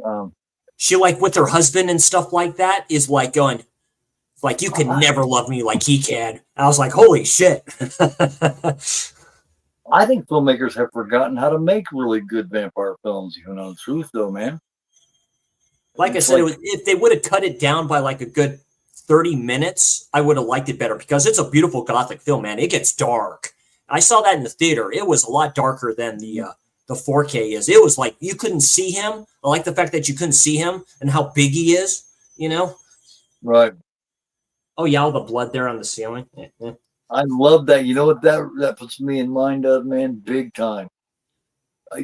Do you remember a part in a Wes Craven film that looks almost exactly like that scene? I know Nightmare on Elm Street did it when they go into the house and you see it from the roof. Yeah, when Johnny Depp gets destroyed, like the geyser. The ceiling looks just like that practically. It looks almost exactly like that. I think it was that way with Tina too, where they go in there, they see what happened to her. Yeah. It's sort of along that line in Body Double too, kind of. When he drills through the floor. Oh, yeah, I remember that. Yeah. But 6 foot dog on him. You watch the bed eating scene in Nightmare on Elm Street, and that puddle there was dripping down and shit, and where it looks like it's coming through, looks almost exactly like it. They did that in reverse because it's upside down and they're pouring the stuff down, so it looks better. Right. But from the living room, when they look up there and yeah. Goes, yeah. Oh yeah, that was one of my releases of the year, Austin. I love. The Nightmare on Elm Street 4K looks great. Now they're releasing a box set, so you can do a 4K box set of those again. They're releasing Friday the 13th Part 3 on 4K soon, for what I hear. Cool. So they may go up to 4. I don't want that. I want all 8. I want all 8 on 4K. See if Paramount has the balls to do it. I don't think they do. So. Will they want to put that kind of money forth when they can just? Dude, I'd love to see 5 in 4K. But dude, new beginning in 4K? Dude, nobody. Will the company want to put that kind of money? Part 6 in 4K? Flipping the New Blood in 4K. We would. But does the company want to spend that much to do that? Even Jason Takes Manhattan in 4K. I want to see how bad that film would look in 4K. And that's a good transfer that Scream Factory did. Paramount. I don't think Paramount or any of them realize that Part 5 and all them ended up being a really revered and loved film. Oh, I think Part 5 is great. Part 5 is great. They don't talk about Part 5 enough. I think Paramount thinks. I think it's going to be single, Austin. I think it's going to be. I don't think they have their what is it 4? Is it 4 plus a secret title? So it depends. Because Part 5 failed. Because I have Part 2 as part of that Paramount Scares, which I'm happy I got that. They do a good job with that, in my opinion. But horror is one of those genres, man, that time is very kind to. Of course it is. Because people watch horror than they watch Academy Award-winning films. They just do. The horror made now isn't as good as it used to be, and people realize how good some of that shit really was. Yeah. Like Halloween 3, and The Exorcist 3, and Friday the 13th Part 5. And, all the films like that. Exorcist 3 is great. Even older films like what Severin's doing, what they did with the Changeling, dude. That's a terrific film. Even all of the same fucking film critics, snooty film critics that now praise Exorcist 3, back in 1990, they didn't. They said it was garbage. Oh, hell no, they didn't. Of course not. Now they're always a masterpiece. Even films like what Kino released with Burnt Offerings. Burnt Offerings is a terrific film with Oliver Reed and Karen Black in it. Oh, got her. Like I said, me and my best friend at the time went opening weekend to see Exorcist 3. Oh, there goes the on Saturday, and him and me were the only 2 people in the theater. The only 2. Well, that's very good. And the kid's just sitting there watching it. That's a good shot of her. That's a good shot of that face. Like, Yeah, poor kid. Yeah. He's getting ready to. He's like, F this shit. I'm getting out of here. That's like a San Francisco type house. The stairs go up to the place. Yes, that I can't remember what they're called, but they look like the houses from the show Full House. They're all like in a row like that. Townhouses. Yeah. Or like the real old sitcom, Too Close for Comfort. You remember that? I remember some of those. Silver Spoons. And it had, it was early 80s. It had, what's his name from Caddyshack in it? There it is. It was a zombie jumps off the bridge. Yeah. I did not see on that bridge the first several times for some reason. I just kind of seen it. Like they kind of do that with the close-ups of the face so they don't show like the full-bodied person and stuff. They do that for constraints and like this works better. I like how it zooms in on their faces here. Like when it shows them all in succession here in a few minutes, and it's almost as if the camera's doing this. Paramount did it back in the day because I still have that Bloody Valentine anniversary edition that Paramount released. I'm never giving that up because that has an edition that the Scream Factory one doesn't, where they put VHS type footage that they cut out and they added it to the Yes. film where it fits. Yeah. You can tell the difference. I haven't seen that version in forever, like 20 years. It also has a special feature, a little mini documentary about the evolution of the slasher film. Yeah. I need to check that out. I remember It's the that was only when I one first that has- started getting into slasher films because it was a slasher. Yeah, yep, that's it, Cal. VHS. I think that release is the only one that has that documentary. It's like Universal. At least they put the effort into their Halloween releases with 2 and 3. With 2 because they put Terror in the Isles on there. That's the only other place you can get that doc unless you want to go to Scream Factory and get, because they released a single version of that. And that's great.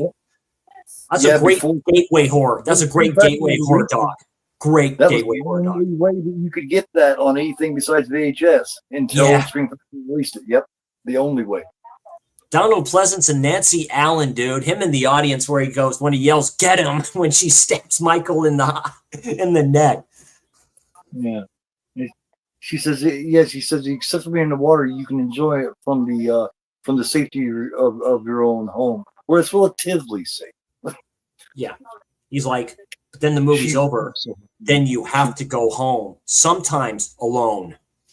And you're like, shit. Yeah, she's 75 years old now, and still, she has the prettiest white hair, man. She is the prettiest 75-year-old I've ever seen. Barbara Boucher still looks good from the pictures I've seen of her. Dude. Yeah. She aged well, too. Yep. Here they are. We're going to this, the catacombs, really, it's underground. It's underneath the church. Right. Or underneath the graveyard, which this is the first time I think he did that. Of course, he did in the Black Cat with the underground catacombs in there. He goes, wink, wink, see what I did there? Right. Right. Oh, yeah, where the cell is, where the skeleton. Yeah, where Mimsy Farmer is, and she goes out and stuff like that. He goes, what are you doing in there? You're not supposed to go in there? The thing I like about her in that film is her horrible haircut, man. Why did she get that haircut? Like, it's not just It's short, a little longer than it was. It looks uneven, like a blind dude fucking cut. Yeah. I like it when it's like really, I like it when it's like really short, like in Four Flies and in Perfume of a Lady in Black, which is a great film that she's in. She's attractive, but goddamn, that haircut was terrible. Some women can wear that short hair though. Some can, some can't, but some can wear it really nice. Yeah, her and David Warbeck, who was gay. Hammer actor. Twins of Evil and Robin Hood. Yeah. Twins of yeah. Yeah, there's the dad in there and stuff like that, just drinking his sorrows away, and Schultz on tap. She has decided to show up. She's guess who? It's like, honey, I'm home. Her makeup kind of almost looks like she has leprosy. That makeup does, in a way. It's really creepy looking. Because she looks like a leprechaun, in my opinion. She's the scariest looking fucker in the whole movie with that makeup on, I think. She is. She's scarier than all the rest of the zombies, I think. It's like the lady in Deep Red, where you see her through the mirror and you see her literally, it's like white makeup she's wearing and stuff. She looks hideously terrifying. If you blink, you miss that part. A lot of people never seen that the first time through. You know? I look in. Oh, you hear like the monkeys and shit like that? You hear the yes. In the middle of the fucking city and shit. It's like, what the fuck's happening? Yeah, they're like tripping out. It's like, what the fuck is going on? We have to kill the source of all this. You have to kill the source of it all. Yeah. There shouldn't be monkeys here. Yeah. It's not like South Africa or something. St. Cannibal Holocaust. This is a different film. You know what I'm saying? It's just there shouldn't be monkeys, anywhere in fucking New York, really. Unless it's at a zoo.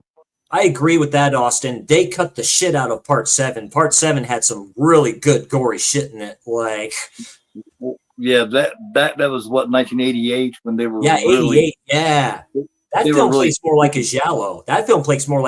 It's very slow paced. I like that shit a lot. They were sticking it to all of the slashers at that point. Well, at that time they were. Yeah, because the laws changed and stuff like that. That was the film institutions that changed that shit. They're like, yeah. Part 5 is the sleaziest, man. Really? Yeah, they got away with a lot in part 5. Part 5 was the last one you saw where it fade out white. That's the last time you saw that with kill scenes and shit like that. Yeah, that was it. 4 was technically supposed to be the last because that's when they changed. That's when they changed the film laws, the MPA ratings or whatever it is. You know, Deborah Voorhees all by herself in that role, and her nice fucking tatas, yeah, beautiful fucking rack. Because not most bigger boobs like that aren't that pretty. She was just really lucky, but she made that sleazy all by herself in a very good way. And that's an homage to the burning with those shears. Like the way he's literally holding them. It is, yep. Sure is. Except for in part 5, the uncut version of it is you do get to see where it chops here. There's a TV version too.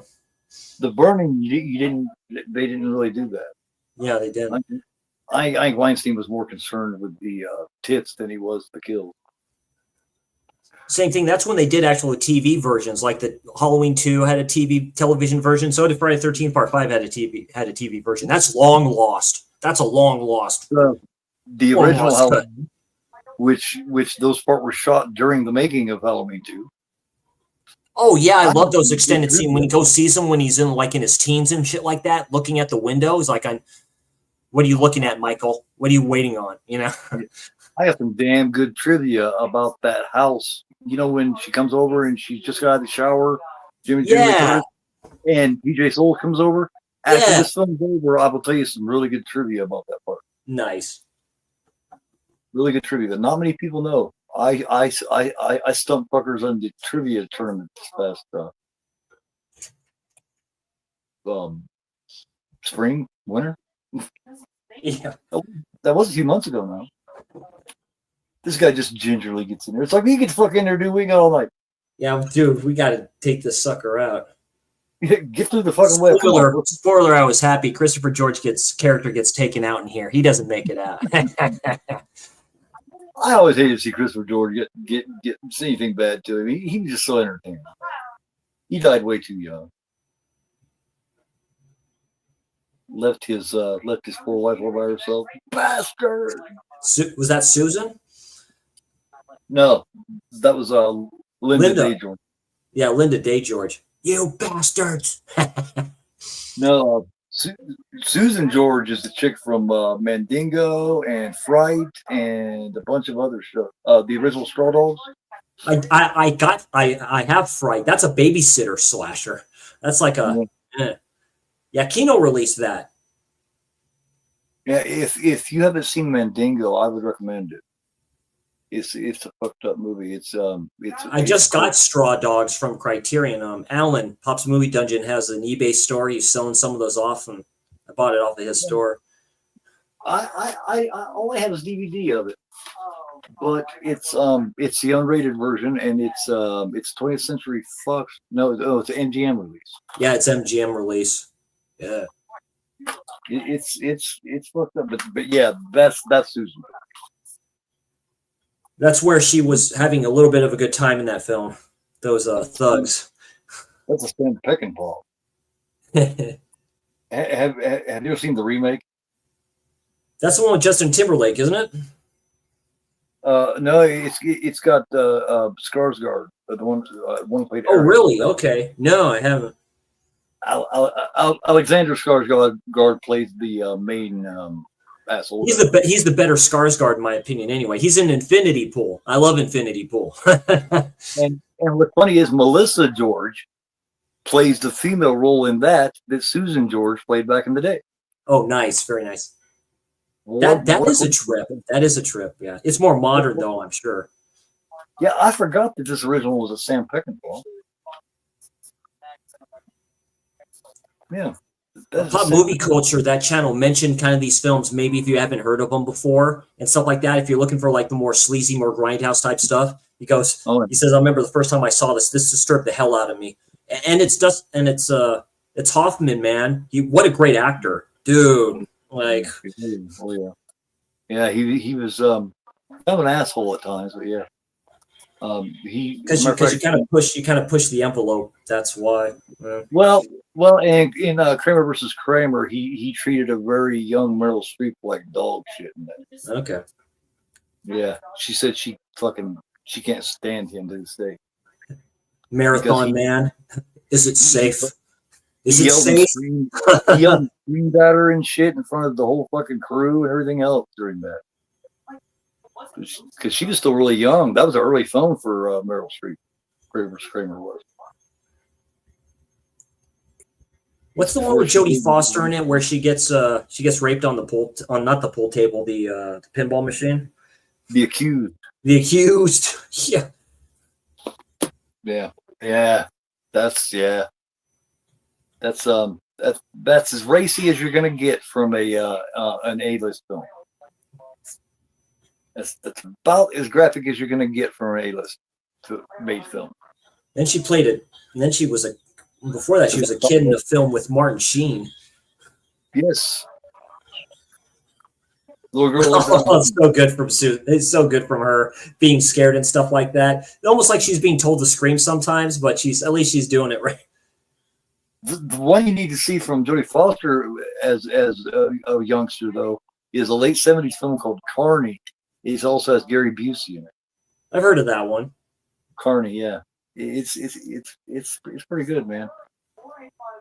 Oh, there she is. Yeah, there's the ex-girlfriend, I guess you can say. Uh-oh. I love how the camera went to him, and then it went to her, and then it went to him. You know, it wanted to show right. It goes up in order. Yeah. All their expressions. His being last, of course, because that's his. That's a good blue lighting right there. That's done very well. Oh, and then got him. Oh, look at that. Does the same thing, comes out of nowhere. That's not even fair because she just fucking teleported to behind him. Like Jason Voorhees, like fucking teleported to the other side. Cheater, you cheated. I'm running right now. All the rats going at him. What's worse than a zombie? A supernatural zombie. What's worse than a supernatural zombie? Let's watch these red-eyed rats eat these brains out. Looks like hypnotism. See how they're looking at her? You know, it's a hypnotism. Yes. Yeah, supernatural zombies that can teleport, man. That's like not fair. That's good makeup there. Just add the. I think they had a machine kind of in her eyes, like a little bit to make the blood kind of come out like that, the fake blood. I think. I know they had something with that. Well, the chick earlier, it was coming right out of her eyes like that, and it was still running out heavily, which was really a good effect, man. Oh, that's a great shot. Thanks, Sonny. You're aiming wrong. You're aiming wrong. You have to take the head off. Oh, he looks disappointed. He's like, oh, yeah. He's like, damn, that's it? You pull all this badass shit and then you fall over from one stab?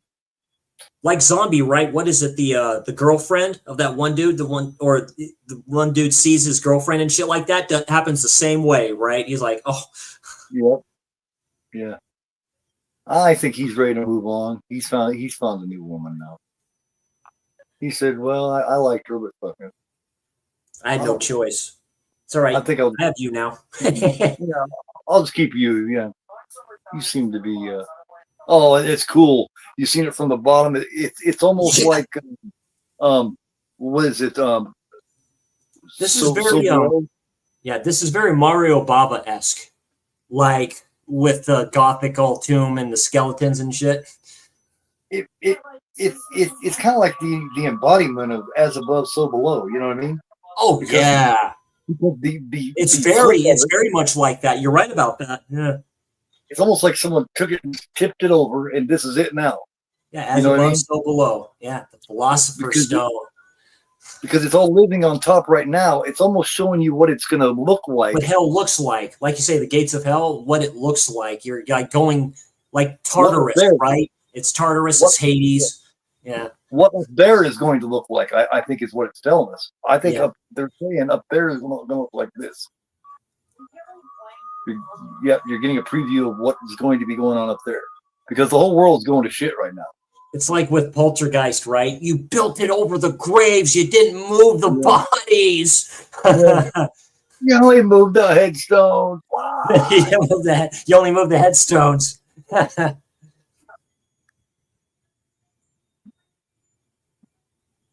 You'd like to who? Anybody might want to complain. Well, nobody's complained until now.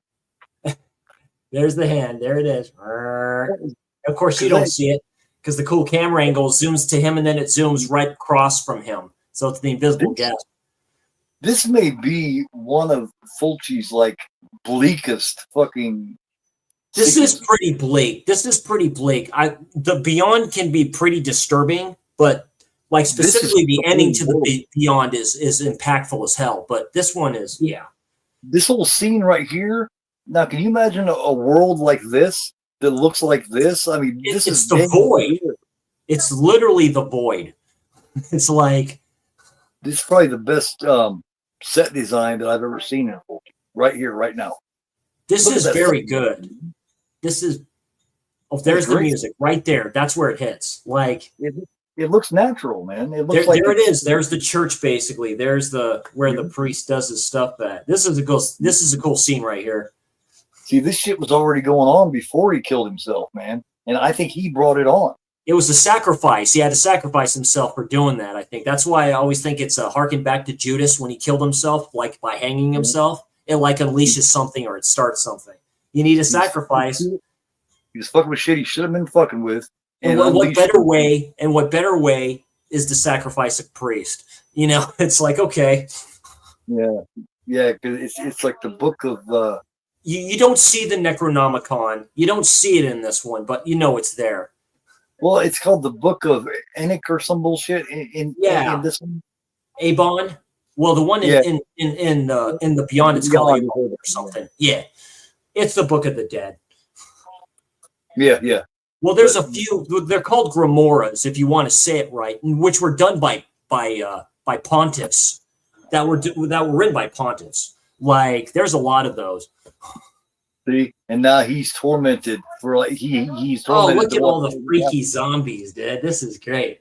He looks like a vampire. Yeah, he does. Yeah. Almost like Christopher Lee a little bit, the way he looks like that. He's like, hello. He's doomed. He's damned. There he is looking right at her. Yeah, there goes the blood all coming out of the eyes. That's pretty good. God, she has beautiful eyes. Yeah, I heard how they did this years back, but I don't remember, man. I think it's some pumping thing that they use, like a little thing that they use, but I forgot how they did it. That runs along. There's the cross. It has to be a cross. Of course it is. Yeah, that's very Fulci. That's very Fulci. A little tube that goes right here and right underneath. That's pretty good. Yeah. Something tells me he didn't like getting the hole poked in him like that. He's like, oh, I love it. They keep the blood flowing down there. That looks great. I love this zombie coming out of the wall there with the fucking webs connected. Yeah.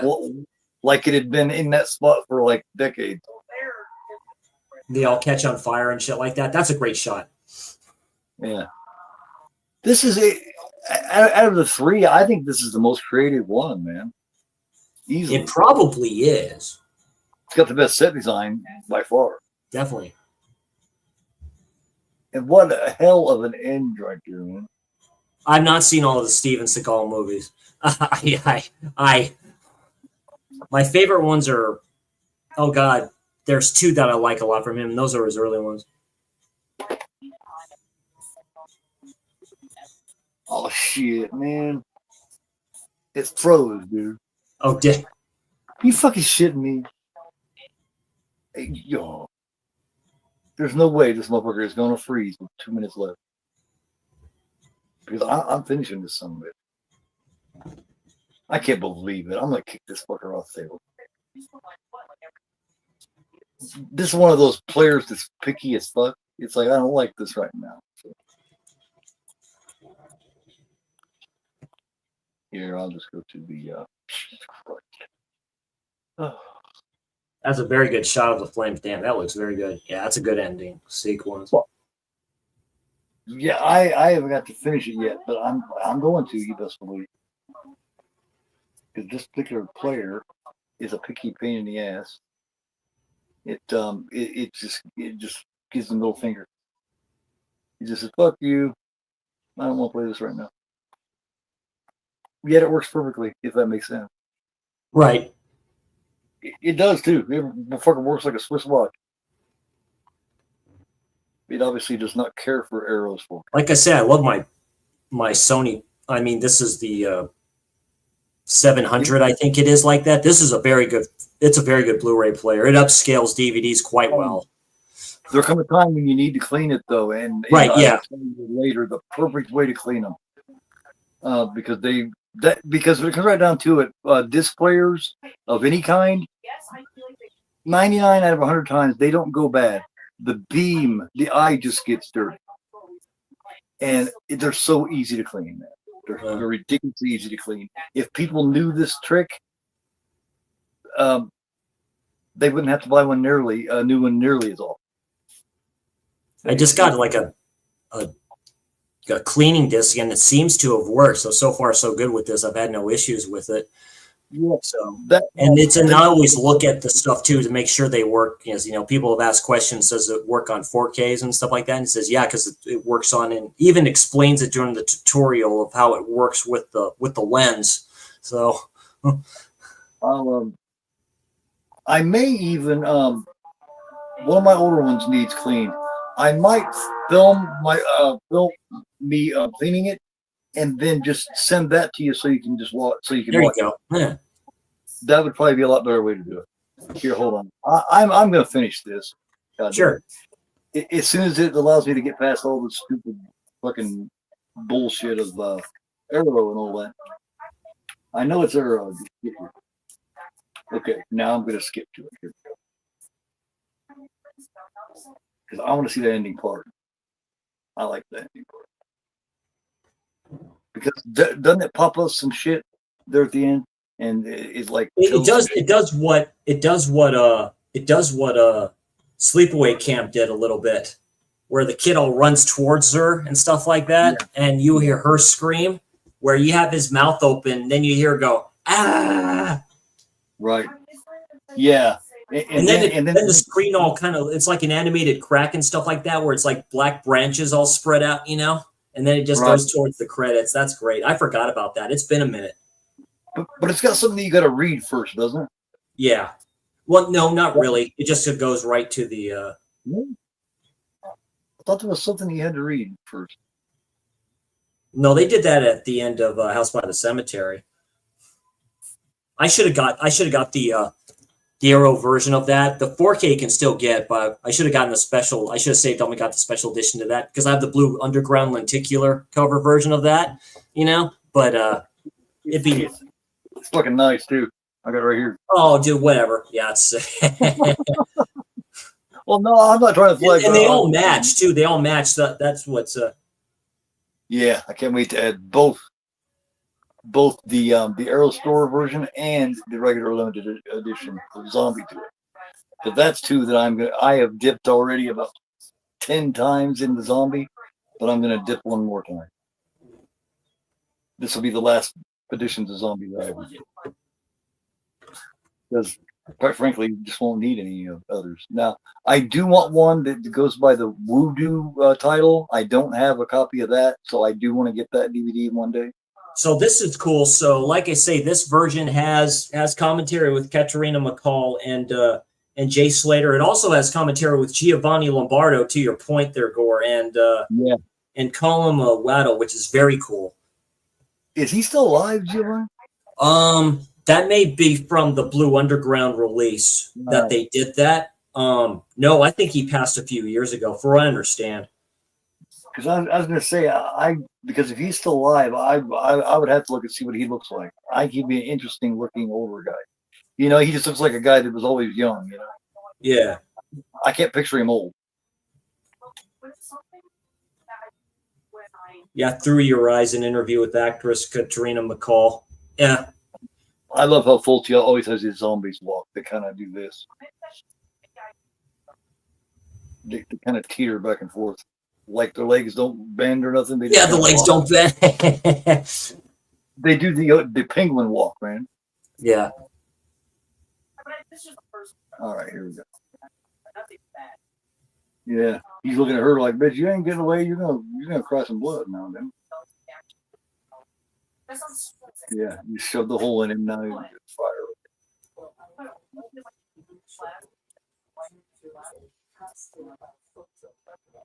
That music kicking in, the last effect too. Yeah. I love it. Yeah, it's just as iconic as the Goblin work. You know what I mean? That the Goblin did for Simonetti, man, he knew what he was doing and oh, stuff like that. Argento. Mainstay. Yeah. It's just iconic, just different. They had a rock and roll feel to them. Goblin did.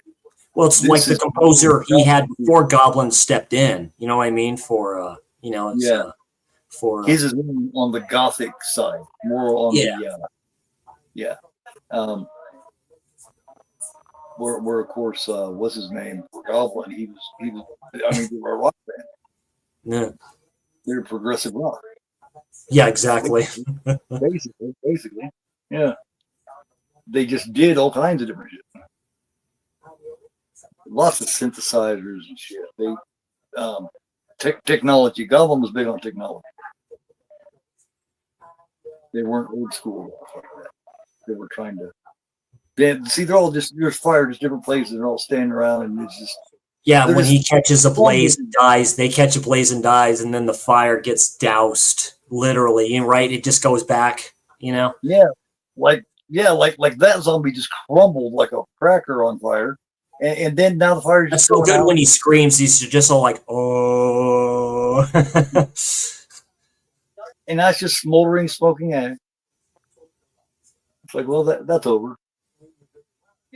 Now it's sand.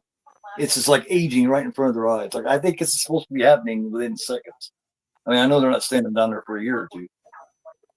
Yeah, I forgot Fulci was right there as one of the detectives too. Like he says, he stars in all of his films. He did that, right? He always usually plays a detective or something, you know? Like Hitchcock did, yeah. Hitchcock Yeah. did that too. That has to be an homage to Hitchcock. That has to be an homage to Hitchcock. He comes pulling out, and that little boy's still wandering around. Right. He's like, man, I could swear they were around here somewhere. Bad shit's going on, guys. Now he starts running toward them, but this is where you get the idea that it's not over. Like right, because you hear that scream at the very end when his mouth is open. He's all like, ah. Then you hear the ah. Yeah, because see, you can see it on Catriona's face. You can tell that shit, something's wrong. Yeah, because she sees something different. She doesn't see the kid. She sees something else. I wonder if maybe intestines started falling out of the kid's mouth or something, man. I don't know. Maybe something out of the ground or something. We'll never know. God damn it. They should tell us. Well, what happened here was. Nah, I kind of like wondering that shit. We don't need to know everything. Yeah, man. Yeah, hell yeah. Like the last 3 or 4 viewings of this that I've had, I've enjoyed it more each one of them. It's like, it's like this one is aging better than the other 2, in my opinion. I think House by the Cemetery may age the worst out of the 3. Could be true. I've seen The Beyond multiple times. That film seems to get better and better for me. I just like it for what it is. I know what's going to happen, but it's just the interactions with everybody, specifically with that plumber guy and the chick, just the way they talk. And I'm like, okay. What I love is the part you don't expect to happen unless you watch a lot of Italian horror. When the blonde-haired blind chick is there and she's telling the dog to attack him, get him, and he's right there, and all of a sudden he just turns right around and bites. Just turns. It's the greatest turn like ever. It's like Suspiria. It's a lot like Suspiria. Exactly. A lot like Suspiria, because you don't know what's going to happen there. But much more tragic because you're a lot closer to her character than you are the blind guy. Yeah. In Suspiria. So yeah, that. Do you think now House by the Cemetery isn't as convoluted and confusing as the other 2? It's a lot more straightforward storytelling. It is, but there's a lot of WTF stuff in there though. Like you're thinking, like, what the hell's going on here? Yeah. Specifically with the one tomb that happens to be in the room, and she's like, "Oh, look, it's underneath this rug here. Oh, I should open it." or leaving Bob in the car. Hey, This what's is going on, shit. Drake? This is shit with Bob, man. That I don't know if I'm the only one. Or when they go into the real estate place and they leave Bob in the car. So you leave the kid in the car, huh? And you see the ghost children. What about when Bob is locked down in the basement? That's what I mean. Mommy, get me out, mommy.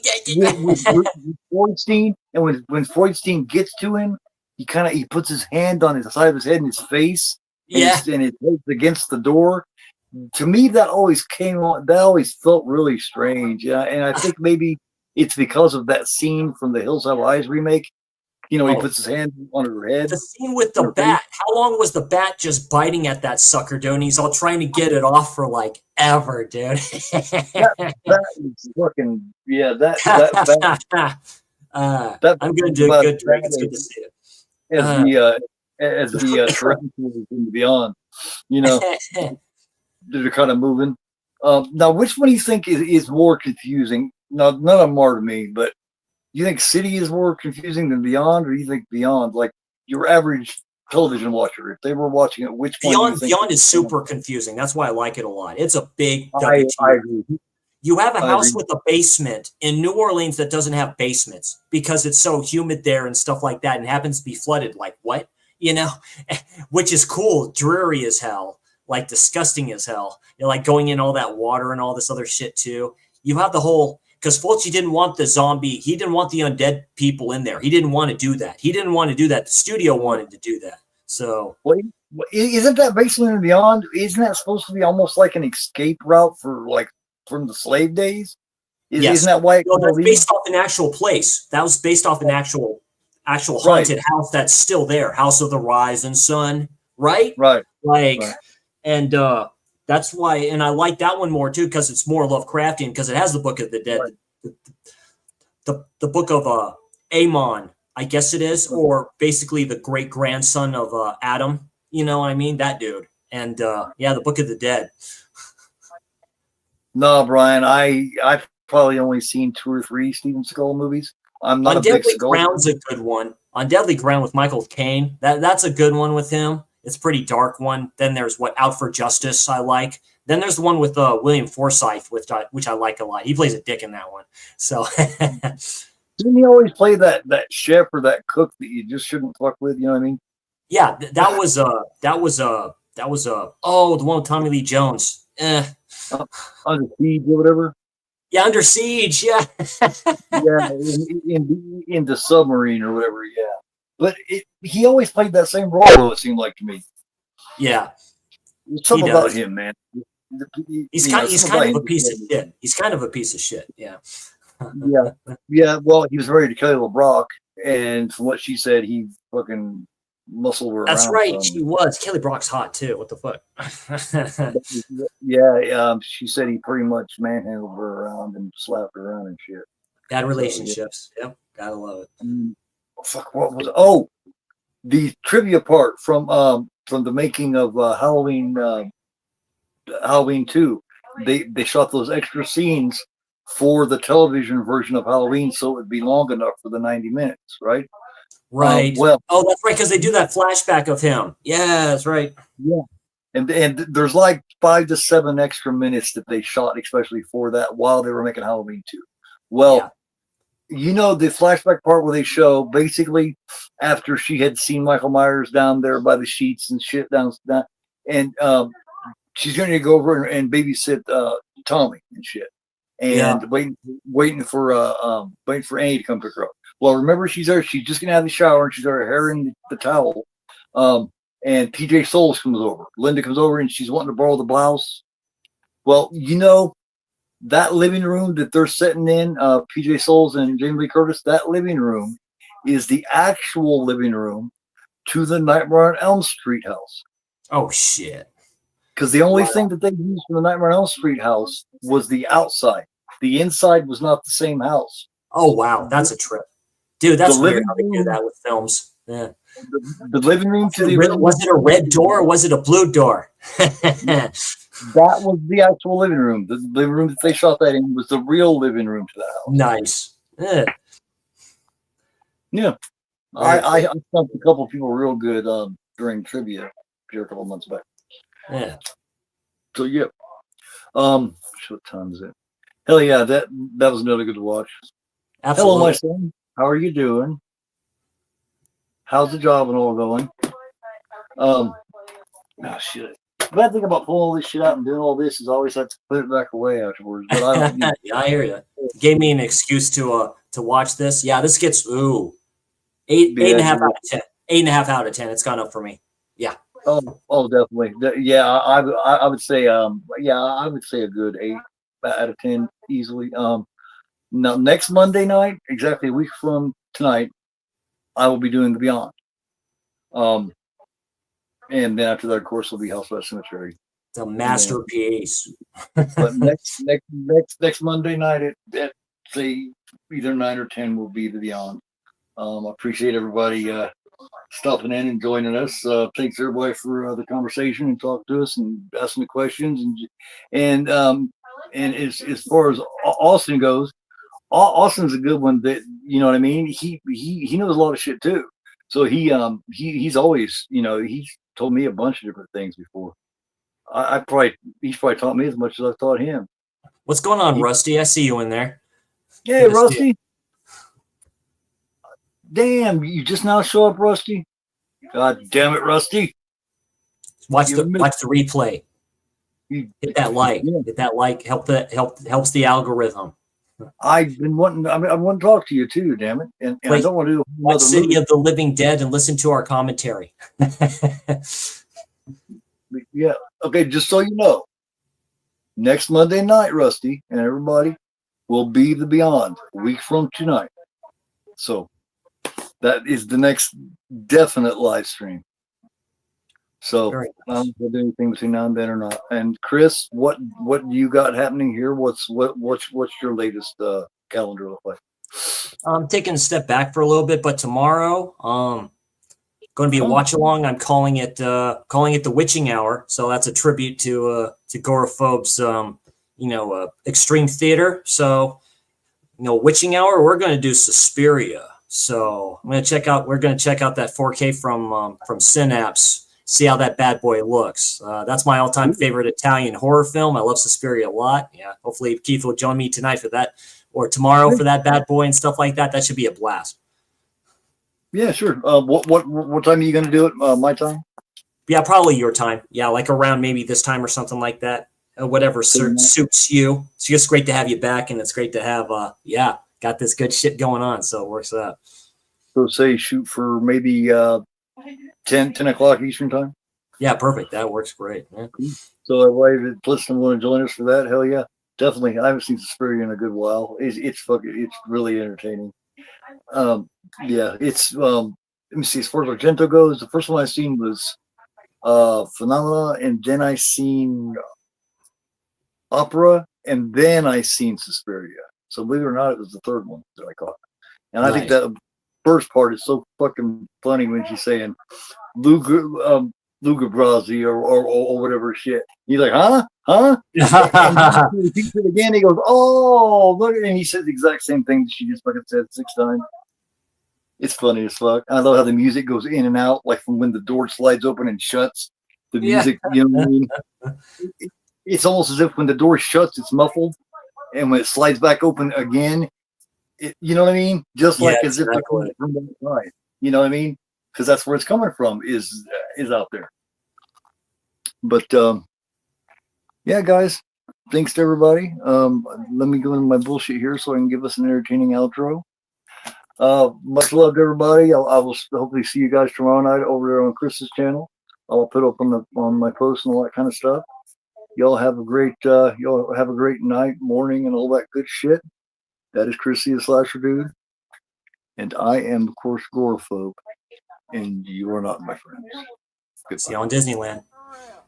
Good luck to you, your raggedy ass goddamn family for real. That's why you is a whole ass bitch for real. Reason why the f you live a miserable life except that you dumb, ugly, and for real. You should work for Putnam County. What the f you doing out here? You raggedy ass for real. Stupid bitch for real. How the f you got somebody out driving under the influence? Nick, no goddamn keys in the ignition. Was nobody driving. You stupid for real. Hey, count this. Oh, putting a cat ass. That's what the don't cut him out of his face. Cause his chick the same too. Cause he's doing for real. He ugly. He's stupid for real. Work for putting a cat ass. Because I am agoraphobe and you are not.